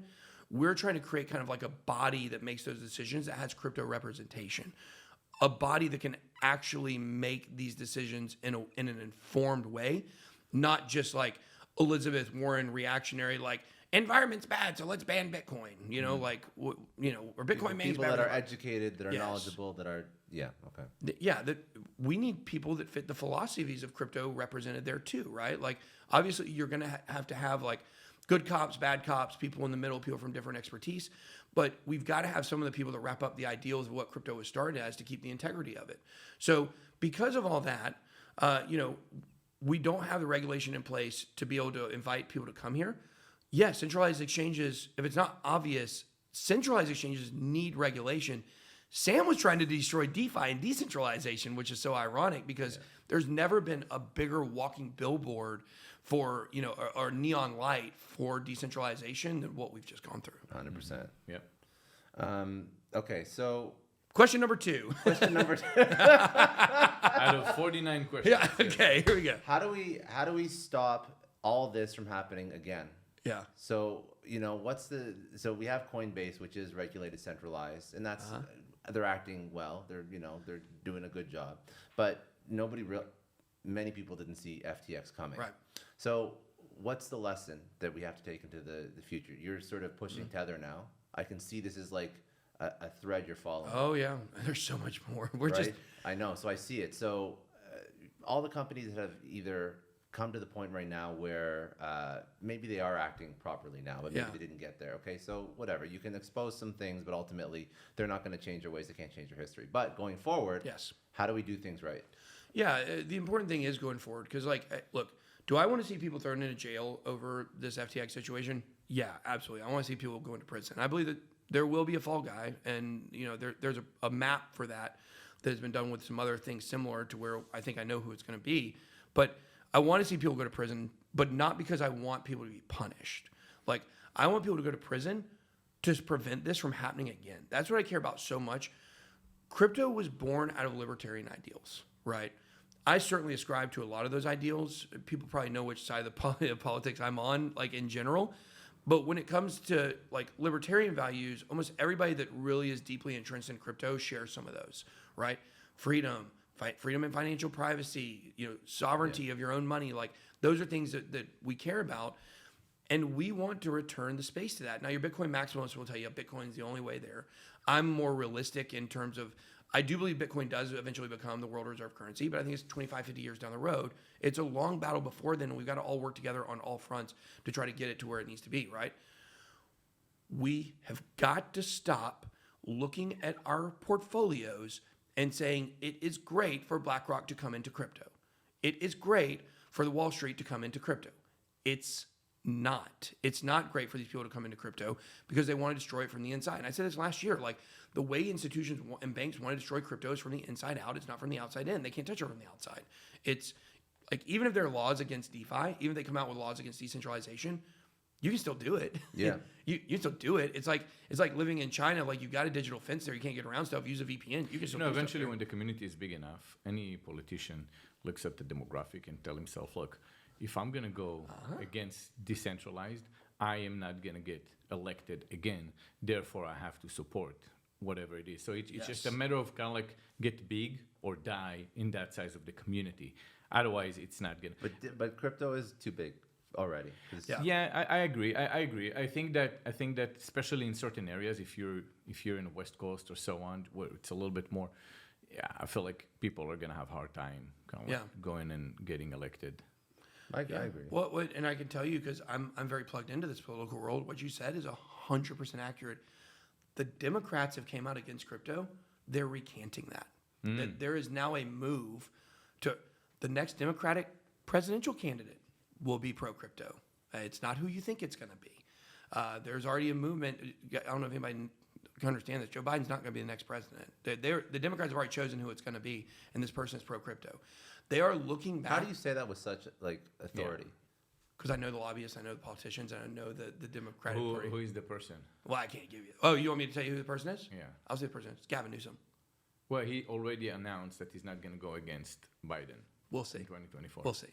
We'll Right. see. Well, That's see, not. I'm super curious. That's how not. this ages. That's not a popular sentiment right now, right? Like, why when midterm elections are going out, he's going to come out and say he's not going to do it. Basically, there is a group of Democratic lobbyists or committee, whatever. I'm just getting new to this world, but basically they choose who the presidential candidate. Why do you think Bernie Sanders didn't have a chance? Joe Biden was always chosen to be the person. They don't like Joe Biden anymore. They've turned south on him. He makes them look bad. They don't think he can win the next election. Gavin Newsom's going to end up. We'll see. To quote this, screenshot it. Remind me tweet in 2 years. All right. That's what Since you touched that part, do you think the election were rigged in 2020? Well, I can't get canceled on Twitter anymore. Thanks, Elon Musk. So I can tell you whatever I think. No, look. But they can cancel Twitter on Apple, so that can happen. Well, I've been saying that's a very scary thing. Here's what I'll tell you about elections. We have to move them to blockchain, but it's not there yet. Once things get moved to blockchain in a way that is smart, and it is done where literally fraud will not be possible in that, we're going to be in a much better place. I don't know if you guys... That's why they wouldn't let it go to blockchain. If they did rig the election, why would they? Because they can't keep rigging it and getting away with it. I'm not saying they did rig it. Okay, I'm just saying if they did rig it... So you don't think so? I said believe, for sure they did not. I believe the election... be so careful what I say here. I believe that when it comes to the elections, at minimum, the pandemic was used in a way to favor one party heavily. Okay. That's at minimum. Now, at maximum, you get into conspiracies, people pulling out ballot box, whatever. To me, that's not really what's that important because... No, leveraging fear for news cycles and eventually a vote is a pretty big deal. And that's pretty obvious. We don't want to be suppressed on our views in this this podcast. Let's continue. There we go. We don't know. We don't know. That's what you're saying. I don't know for sure. And I will tell you, though, I have talked to people that are heavily on the inside of that I do trust, that say that the idea that it was completely rigged is way overstated and not close to reality. But obviously, there are some things that were used at minimum. Now, I'm not saying those people are correct, but... You know what's fucking annoying? It's you do have a self-preservation. I like that now. Now I understand that. People think I just fire off the hip. Like, I'm much more calculated with the things I say. That's good. No, you're a smart dude. But it's annoying when you look at the news, like just thinking about leveraging fear and news cycle to achieve a result versus lack of coverage for something that's an actual issue. Yeah. That's really fucking annoying. Yeah. Like you think about how many scare articles about COVID, and people are stressed out, but you can't tell me that news didn't push that fear and ingrain that fear in people 100%. By showing up every single day. New strains, new this, new that, nothing's working, more people dying, but then nothing, crickets on $8 billion lost. It's great though, once again, because this has led them to having zero credibility. Yeah. The future of media is YouTube, Rumble, Twitter. That's the future. In my country, for instance, media. Which country is that? Israel. Israel, okay. I'm from Israel, so the media was for many years. I mean, what you see over here in America, we've had this. I mean, now it's much more polarizing. America today is not what it used to be when you look at Democrats versus Republicans. It's all about the extremists on both sides. It's not really what it used to be in the 80s. What you see today, it's what we've seen in Israel, I want to say, in the 90s. And then it turned back to a point that things started changing. Yeah. And now you had some alternative. Mm-hmm. We had alternative channels before the internet provided that to us. It's we've seen that before, and it goes back in a circle. Yeah, and I think that's the important thing to talk about the elections too. I'm not bringing it back to that, but it's very in sync. Like people think at this point, there's no point in voting. Democrats are going to win. They're going to win everything forever because the system is set up. That's not the way politics work. It always swings back and forth. It always swings. And so with the media, I think the media is at a point where it can't swing. Because we're in a new age of news delivery, right? Fox News, CNN, Newsmax, CNBC, MSNBC, whatever you want to look at there, they're just not going to be the delivery channel for New York Times, Washington Post. They're not the delivery for news. It's like reporting, like you said, reporting whatever, 2.0, 3.0. Yep. It's like we already figured out content consumption, distribution, that's already migrated social. So now I love it, like citizen journalism. Yeah. Crowds. I like taking lines from other people. Someone said, how do you know if a news channel is biased? Well, say you look at CNN and Fox News, right? Fox News said nothing positive about Obama, only negative, and look at CNN, everything was negative about Trump, nothing positive. That's how you know that they're cooking your brain. They're not trying to give you any true information, they're manufacturing it, and that's how you know they're not. And that's where people start looking outside. Some people, not. Well, and they're all owned by the same people. I mean, BlackRock and Vanguard are the top holders in almost every media company. Oh, wow. Yeah, one of their biggest, one of their biggest holdings, the company that owns, CNBC, which is financial channel. Now, I will say, to be fair, I've had mostly good interactions with CNBC, so I'm not going to throw them under the bus. To me, that's what's important is my personal relationship with some of these companies and how they treat me. CNBC came out to do a hit piece on me at my office. They came out to my studio and filmed a video that was very obvious when we were answering questions. They tried to okey doke me. I have a bankruptcy in my past. So when I was 21, when I was in the middle of my addiction, I filed a bankruptcy. I was gambling, a shocker probably. Like I like to take gambles. Like I was big gambling online, losing money, all kinds of stuff. And like one of the questions that got asked during this interview was like, "So you filed for bankruptcy?" And I was like, "Yeah, we already talked about the addiction stuff. I was in the bottom of my life. Yeah, obviously. But they tried to okey doke me with a question. Nobody's ever even heard that before. It never even made public. So maybe I'm announcing right now I had a bankruptcy when I was 21. Which is not even a big... It's not a big deal, right? But it's like the round of questioning on coins that we talked about and stuff is like, oh no, like. But I think they came to my office and they talked to my employees and they looked around. They were like, this isn't the guy that people think that he is. And so they actually came out. It wasn't a bad piece on me. It was fair. I just care about being fair. Like certainly people can ask questions and criticize me, but just be fair. My experience with CNBC has been they've been very fair to me, and I will take that. Yeah, I mean that's why I love podcasts actually. Because we don't chop, like we don't edit stuff We would out. never It's chop just like we definitely don't do that. God forbid. But I mean, What about it's the like, part where I told him to come kill me? Are you gonna edit that out? No, the thing is, with our podcast, we have one thing: we want to come out smarter. Every time we talk to someone, and I'm definitely enjoying this because I am learning. And being smarter means you cross some boundaries in terms of like trending, very very emotional shit that people are dealing with. That alcohol was supposed to make you say everything, but you already open up. I don't like, need it. like, I told you I'm an that was oversharer. the idea. All right, what do we not do? I mean, I don't want to do like the whole like go through coins and shit because that's really cheap. I'm gonna ask you something though. Some of them are Gary even Vee. cheaper right now. I have a question. Can I ask one more question? Sure, go ahead. Why were you getting yelled at yesterday on stage? Oh gosh. Well, look, there is a thread on Twitter. This guy Zach XBT. He's like kind of like he's like a less good journalist than me. Sorry, Zach. But the point is like he's a guy that was exposing stuff and has been exposed. He's done a lot of good stuff in the space. Him and CoffeeZilla are two guys that have really done a lot of good stuff. They busted up a lot of good scams and things like that. However, to be able to keep up their what they do, like sometimes they give incomplete information, or sometimes I think they talk. Like CoffeeZilla has always been fair to me. CoffeeZilla has always talked to me and asked me questions before he put something out about me, and he hasn't really put out terrible stuff about me out there. Zach never did. Zach would just like to go and attack me for stuff, and he hasn't attacked me much over the last year because there's not a lot to attack.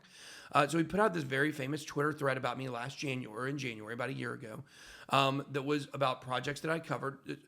About half of it was factually incorrect. He had one thing he said, we covered a coin that rug pulled and blah, blah, blah. No, they just rebranded and it's a different ticker. Like the project's still there, the website's still up, it still works. They rebranded, so you didn't actually do the full research on that. You just saw a coin and you stopped there and said, oh, it was a scam, but it actually wasn't. Some of the projects they brought up in there, they turned out to be scams. I didn't know they were scams. Oh, this goes back to what we were talking about before. Back to what we were talking about before. And this woman at the conference was going off on you. Off that same thread. That's what, when CNBC came to my office, that's what they want to dig into is that thread over and over and over again. We get questions. I did a 160 tweet response to that exists on Twitter. People want to know exactly my response to every single thing, every single one of those accusations. They go back and look.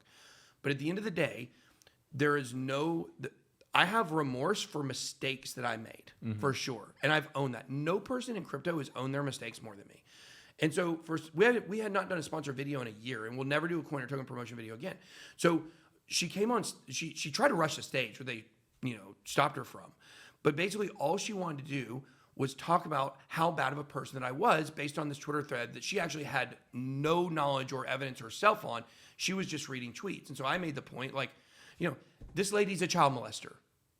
Why can I not say that? Because you can just, all you have to say is, you're a scammer, you did this, you did this.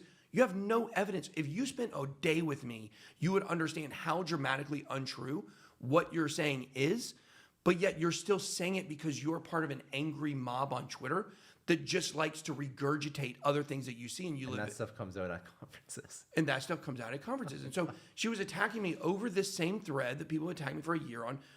After that thread, we said, you know what? Like, we do feel like we made some mistakes. Let's stop doing sponsored videos completely. We gave 100% of our YouTube money away for this year to one of our NFT projects that we have.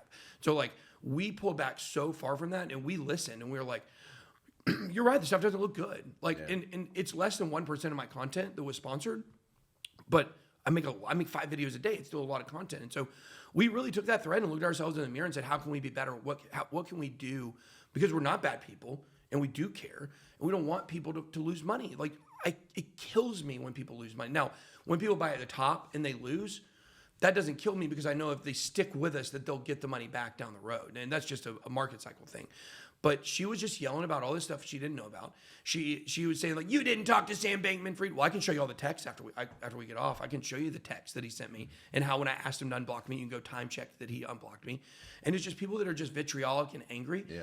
And one of the things, this is what got sent to me when I asked which questions to ask you. 100%. Yeah. So now why do you think it happens that someone like you that has a big cold follower goes and promotes something in a certain, I mean, it was a specific one, I guess, but say take Gary Vee. He was talking about specific projects. He was specifically talking about the NFT market and how you're going to make eventually your invoice and NFT and so on. But then today he goes and say, keep your money, don't spend it on anything. And people still idolize him. Yeah. There's no negative chatter anywhere to find. It's not that different. Why is it that one person get all this mob gang and then another person stay on the top of the food chain as some sort of a prophet? Yeah, that's a great question. But look, Gary Vee certainly gets a lot of criticism. I've seen a lot of criticism for Gary Vee. Oh, you have? Yeah, I've definitely seen a lot of criticism for him. I don't dislike him. He's not like my cup of tea. My business partner loves him. Like, my business partner actually has like some shoes. And by the way, we have nothing against. I don't have anything. Yeah. He has some shoes signed by him and all this stuff, and it's whatever. But I think in crypto, like, we do have a big problem with propaganda and bot armies. Like I said, we're going to be doing a big expose on the Solana/FTX/ Alameda bot army and propaganda army that exists out there. It's real and it's provable. Once again, 94 to 96% of people agree with us on our opinion on Sam. If you go look at the comments, it's like 60-40 or 70-30. Like, the numbers are way out of whack there. And it's so easy to tell this stuff. So I think Gary Vee does get criticized, but he is not only in a financial world. I'm only in the financial world in crypto. Yes. So, but I do want to say, like, just one last point about the lady that heckled me. This is what's so funny about this whole thing, right? One of the big things that people put out about me is I had a media sheet. Everybody who does sponsored anything in the world of influencer. I have a media sheet. Everyone has a media sheet, right? Well, we charge $30,000 for a video. Now, one of the reasons is because we want to weed out bad projects. We only wanted projects that could afford that, because that way we don't get garbage. And I didn't even like doing them. About the last year that we were doing those, I really hated doing sponsored videos, and I didn't want to do them. So we set our prices up really high. Value still was probably about that, and we were not the most expensive people out there. I can guarantee you 30,000 is not the cheapest. Yes. Not even close. Not the most expensive, you mean? It's not the most expensive. Yeah, sorry, yeah. Yeah. Yeah, so, not the most expensive. right. You could pay $100,000 for an ad slot. I think Tim Ferriss on his podcast, it's like $50K for a 30-second mid-roll. Like, this is business. Yeah. This is business. And people in crypto don't really understand that. And Let me ask you, when you sponsored, did you say this is sponsored? For sure. Okay. 100% This of is the time. my question. If I go and I declare, if it's not like there's a project, listen, I'm giving you these coins. You give me $1 for those coins before anybody buys. Okay, now you have a piece of it. So you technically are not sponsoring it. Now let's push it. You literally go and you explain, this is sponsored. Take it the way it is. And now let me tell you what it is. They paid me to say something. Now I'm saying it. And you understand that. From that point on, nobody can go and blame. The only problem would come down where you were not clear, or you continue to support a scam person because it's a friend and they put you. Yeah. That is the that is the problem that's going to come. Now, once you know it's a sponsorship, So people shit on you because you charge. Yeah, but this was so Promote funny. them. Yeah, exactly. Exactly. So what's so funny is the lady that was heckling me, she owns an NFT project and she pays influencers to promote her project. Okay.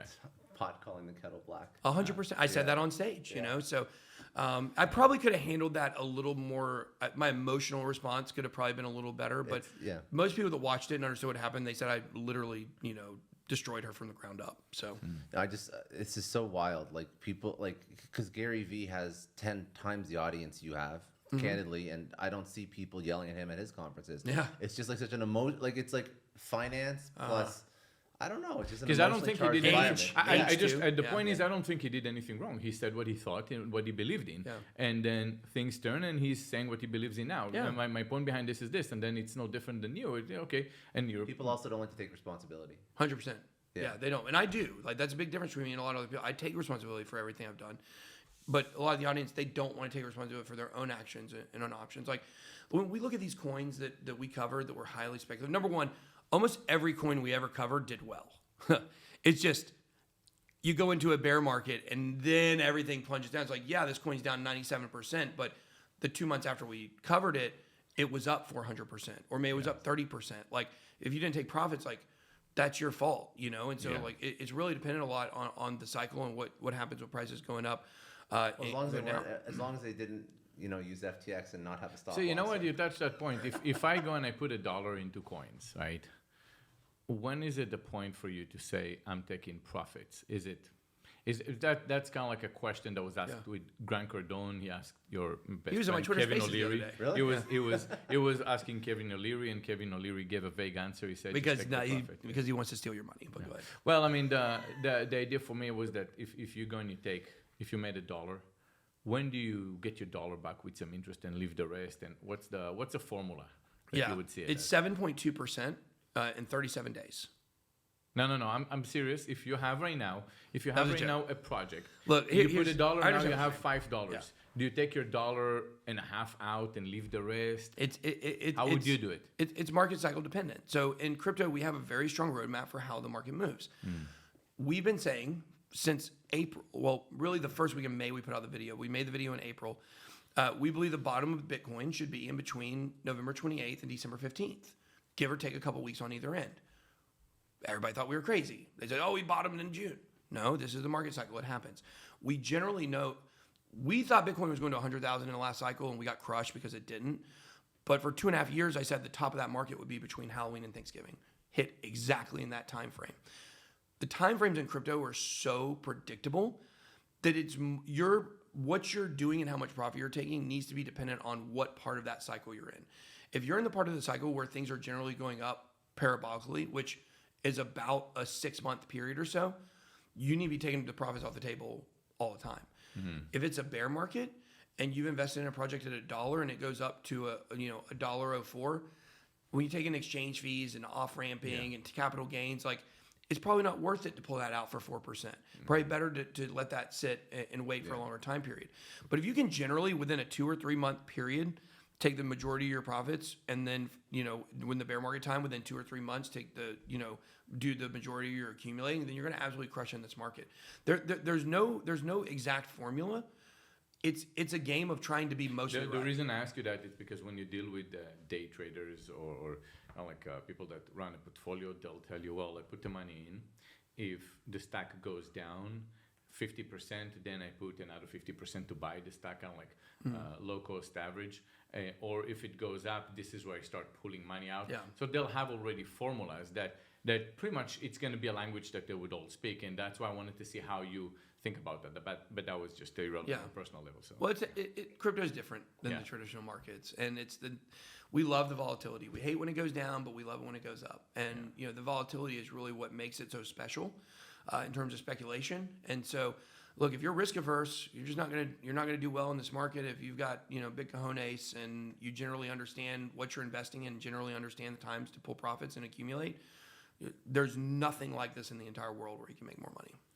Okay, 2 more people that I wanna just touch on before we close this out, and then if you have anything else you want to go into, that's cool. But I actually did want to talk about Kevin O'Leary and why he's such a okay, fine. He supported FTX, and he's kind of been supportive after the fact.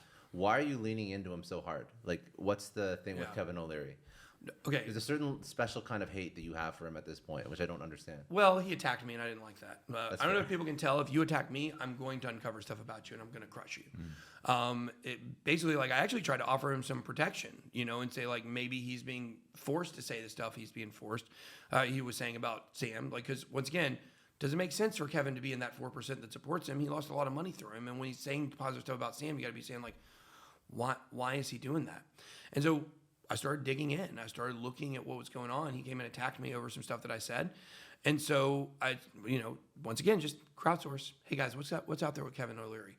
The stuff that I got back was absolutely shocking. I'm not going to go much into the deaths of the 2 people in a boating accident up in Toronto. I'll tell you this. It's where you're from, I know right? the story. Yeah. I heard about it. Yeah. Well, people on the ground that are very close to it, the vast majority of those people agree with what happened, and it's not the story that was told. And one day I may go up there. It was a boating accident. Okay. It was a boating accident where him and his wife were in a boat, and then people died because the boat crashed. Yeah. Their boat crashed and people died. Yeah. Kevin O'Leary's boat, or the boat that him and his wife were in, crashed into another boat. And But was he driving the boat, or was there? well, that's I don't want to get. Look, I want to keep this about money for him. Yes. Because I don't want to get too much into I'm this. just giving you context. Because I think we can borderline where people feel sorry for him and turn him into the victim here, and I don't want that because he's done so much other bad stuff. But that is a whole other ball of wax that people can start digging into if they want. I'm going to stick to the crypto. WonderFi, one of the last companies. I've seen him promote it a lot. Well, yeah, it's his company. Yeah. One of the last companies to still continue giving SBF money and continuing giving FTX money. He had actually worked out to raise $8 billion to bail FTX out. And then everything came out and people were like, it was toxic. They're like, we don't want anything to do with this. He was trying to get his money back. So when you look at WonderFi, what it was doing and the overlap it had between Alameda, they were heavily in bed together.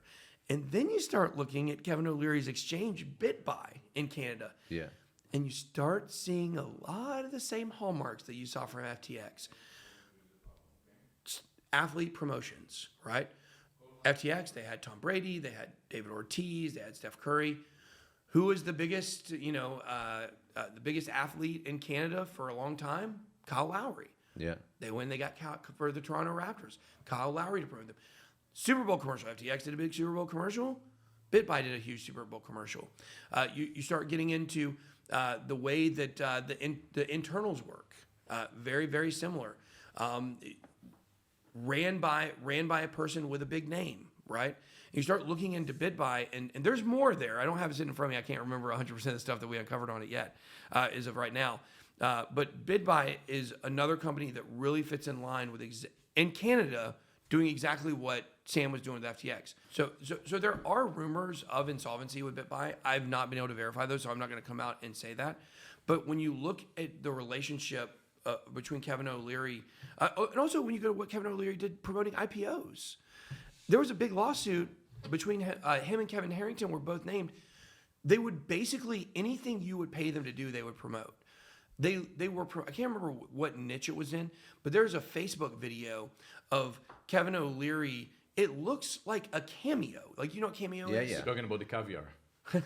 Yes, the caviar that that they're using Cameo to shoot it. Yeah. And then he's selling a caviar. Well, probably, I don't know anything about that, but like his promotion, it just sounds like cameos. It's like, you know what? When I want to invest my money, I certainly want to invest my money in this IPO. But it was an investment. The Cameo. I mean, I have. No, it's not literally cameo. But he was having a cameo as a bottom. He was no, I am actually that because I don't know anything about that. So if you buy caviar, you're gonna. I like caviar. You're gonna get hit. I thought it was a blueberry the first time I ever ate it. No, it was true story. It is delicious. But so he did promote the company. I don't think he did anything wrong. He just sells the caviar. Yeah. But what it was is there was an actual Cameo underneath it because I assumed they first did it with Cameo. They found out they're not allowed to use Cameo for commercial reasons. Then he said, listen, I'm still promoting it and I'm endorsing it because I like it. So it wasn't trying to sell you anything, but it didn't look, they were using Cameo. I will say that people are allowed to promote. It was a sponsorship. He was clear about sponsorship. Oh yeah, this is just one of many things. Yeah. This is just one of many things. But he got sued over this one particular one that I'm talking about. Him and Kevin Harrington both got sued, and they paid a bunch of money to settle it and got it covered up.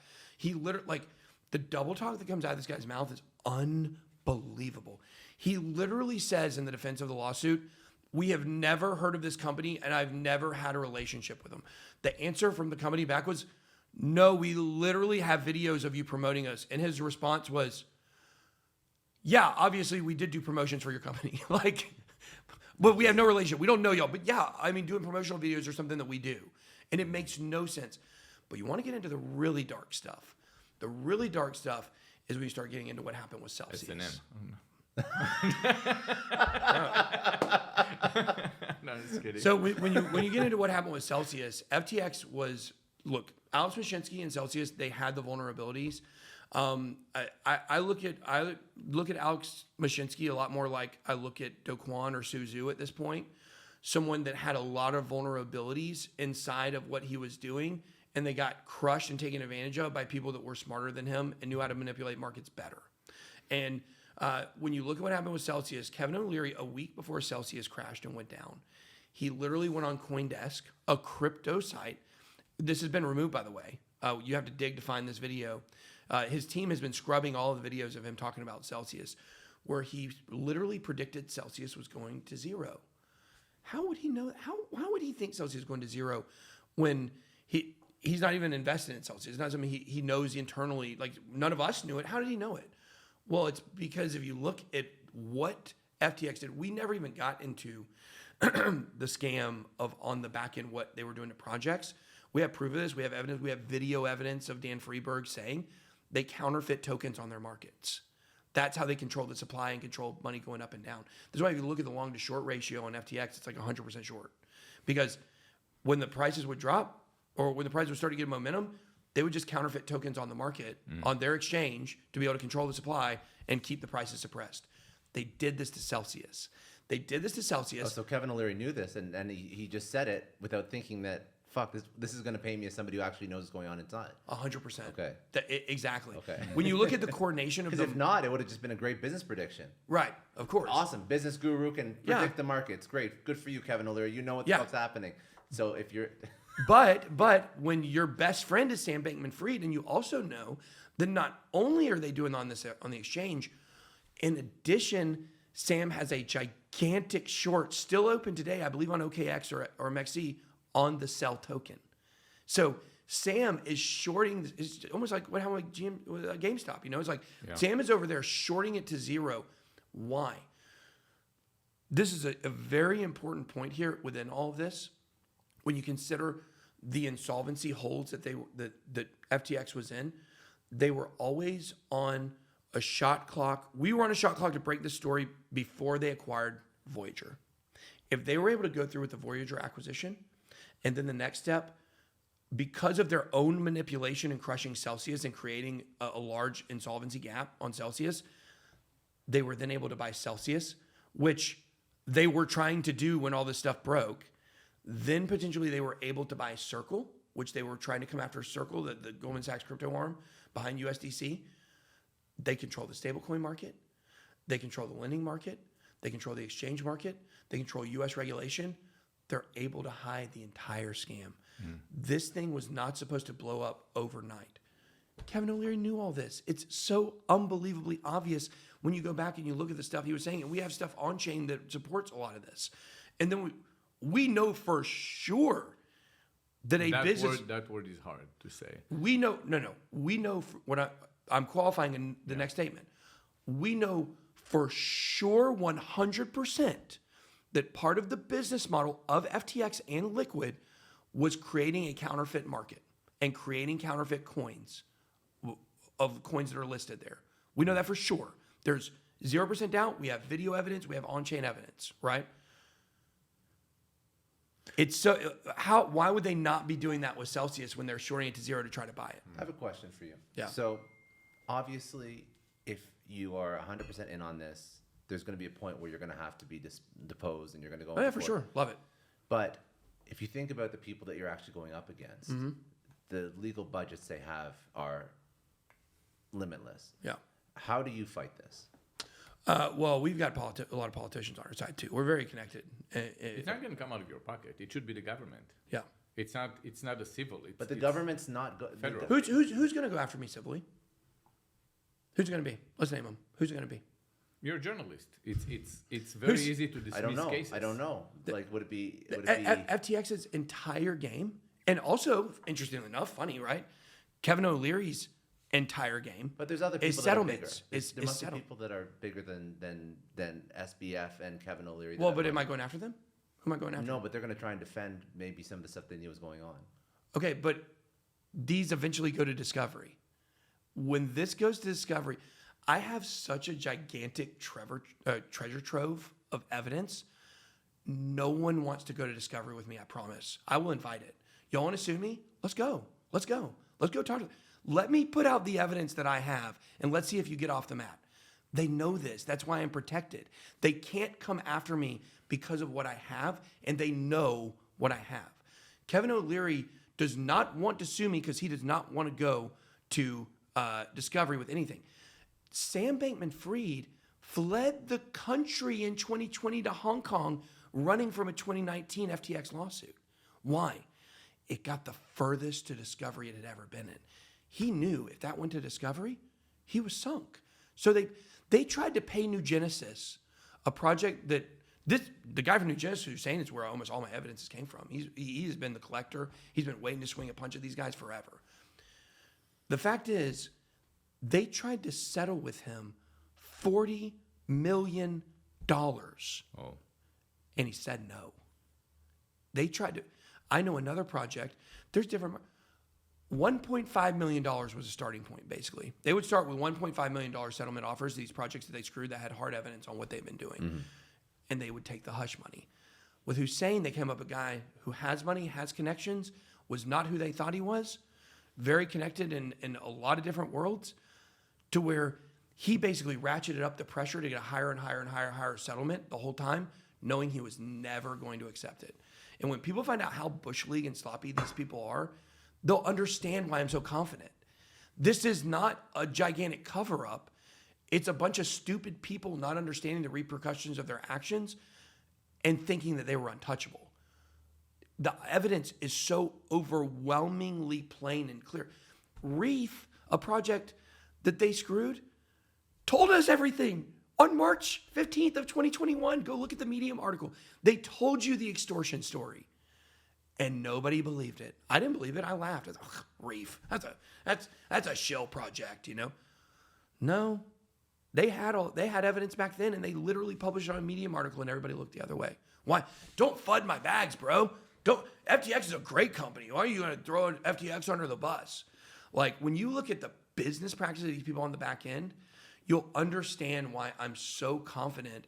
And I've got a gigantic marketing is such a powerful tool. When you look at the company, I think Fast, that went to 1.5 billion and then nothing, and the actual process was just one page checkout, which was nothing new, and they raised, I think, 100 million or so over, just because they were always on the media. Yeah, $300,000 per year revenue.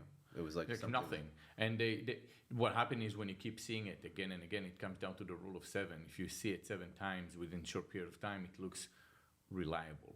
Yeah. So if you hear FTX, the arena, FTX everywhere, it's like now and then Brady and O'Leary and so on, and it just you won't believe it's there, it's in front of your face. 100%. And I'm gonna steal, I'm gonna rig, I'm gonna do it all right there in front of your face, just because no one's going to believe that it's going to happen. And you ask a simple question, why is it in the Bahamas? Why aren't you showing up in the United States? Why? Just the basic questions. Oh, I know why it was in the Bahamas for sure. I know the literal reasons it was in the Bahamas. So that's the power of marketing. Well, do you know why it was in the Bahamas? Because the Bahamas, I know that we talked to people, we've seen the evidence. They literally overlooked, their securities commission in the Bahamas literally overlooked the capital requirements to start an exchange there in the Bahamas. They did not have to prove funds to open up there. Wow. Yeah, why? Because they didn't have the funds. It was all fake money. And we haven't got into FTT and how they were able to use that token as a flywheel to be able to heavily inflate the overall value of their company. But, what's the guy's name? Terry Duffy, I think. I can't remember the guy's exact name. He's the CEO of CME, which is another horrible company. But he did make some great points on, Sam Bankman-Fried. He said when he met him, he said he started talking to him and asking questions. He said he saw he was a fraud right away. He said, "You're supposedly worth $25 billion." And I was like, "Yeah, whatever." I think Elon called him out too. He said, I remember this thread on Yeah. Twitter about him saying he got like red flag vibes from SBF and saying, is he actually liquid to the tune of $2 billion or whatever when he was trying to find money to go buy Twitter. And somebody said, hey, go talk to SBF. I can't remember who it was. And Elon's like, I don't think he's actually liquid. Yeah, exactly. Wow. Yeah. So this. Yeah. I didn't know that. Supposedly it came out this week. He says he has $100,000 in his bank account. That's all he has. Now, he's got a lot of other companies with assets under them that I know about. But when it comes to this, I think his name's Terry Duffy. Maybe someone fact check the name on this. I think he's the CEO of the CME or whatever it is. He said something to the effect of like, I'm barely worth 9 figures. I'm not worth 10 figures, and I guarantee you, I have more money right now than you do. Wow. So it's been a shell game from the beginning. Every couple of decades. Terry Duffy. Terry Duffy. Every couple of decades, there is that story. It was, I would say, in the 90s, there was a person. Have you seen the movie Rogue Trader? Yeah. It was basically working for Brinks. I think that was the name of the British bank that was there for 200 years and so on, and he just got it liquidated, just because he did some bad trading in East Asia. And I don't know the story. Yes, so he was managing fund for heavy wealth individuals, but then he got his traders to just go. I guess he was doing options, and he made sure that the options always going to be green because the bank was leveraging all the money for a couple of big billionaires, and eventually, when it was all found out, margin call, boom, the whole bank went under, and they bought it for something like 5 cents on a dollar. Bank that was there for years and years, and he was not. No one wanted to look into the books because he was the rock star trader that brought so much business into the bank, so it was untouchable. There was always the part where those regulators get off formula with them, with Bernie Sanders, now with SBF. So it's always going to come. Bernie Madoff. Bernie Sanders, yes. Well, Bernie, he's just going to take your money without, and he's going to be okay. That's the difference, right? He's going to take a... What a rebrand. So. All right. Wow, dude. That was wild. Good. We got smarter. Wild. Okay. We got to do it part 2. Okay. But we are going to do this. We are going to write down when we start the video saying everything that you hear over here, it's Ben's opinion. Do not shoot us in the street. I do not want Kevin O'Leary as my enemy. I'm going to... Have you seen him? He's frail. Come on, man. You blow him over. All right, let's close this out. Okay, so just closing thoughts for the audience.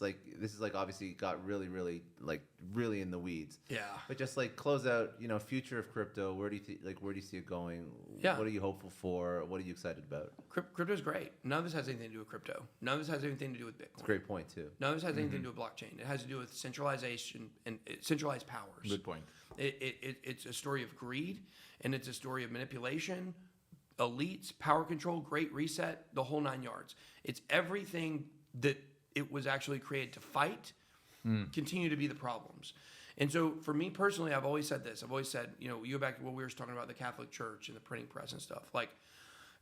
Look, we're heading to a dark place in the world. I think a lot of people would agree with that, and they see that. Things do swing back and forth, but the current trajectory, when you look at the WEF, when you look at, power structures, elites, it's scary where things can go.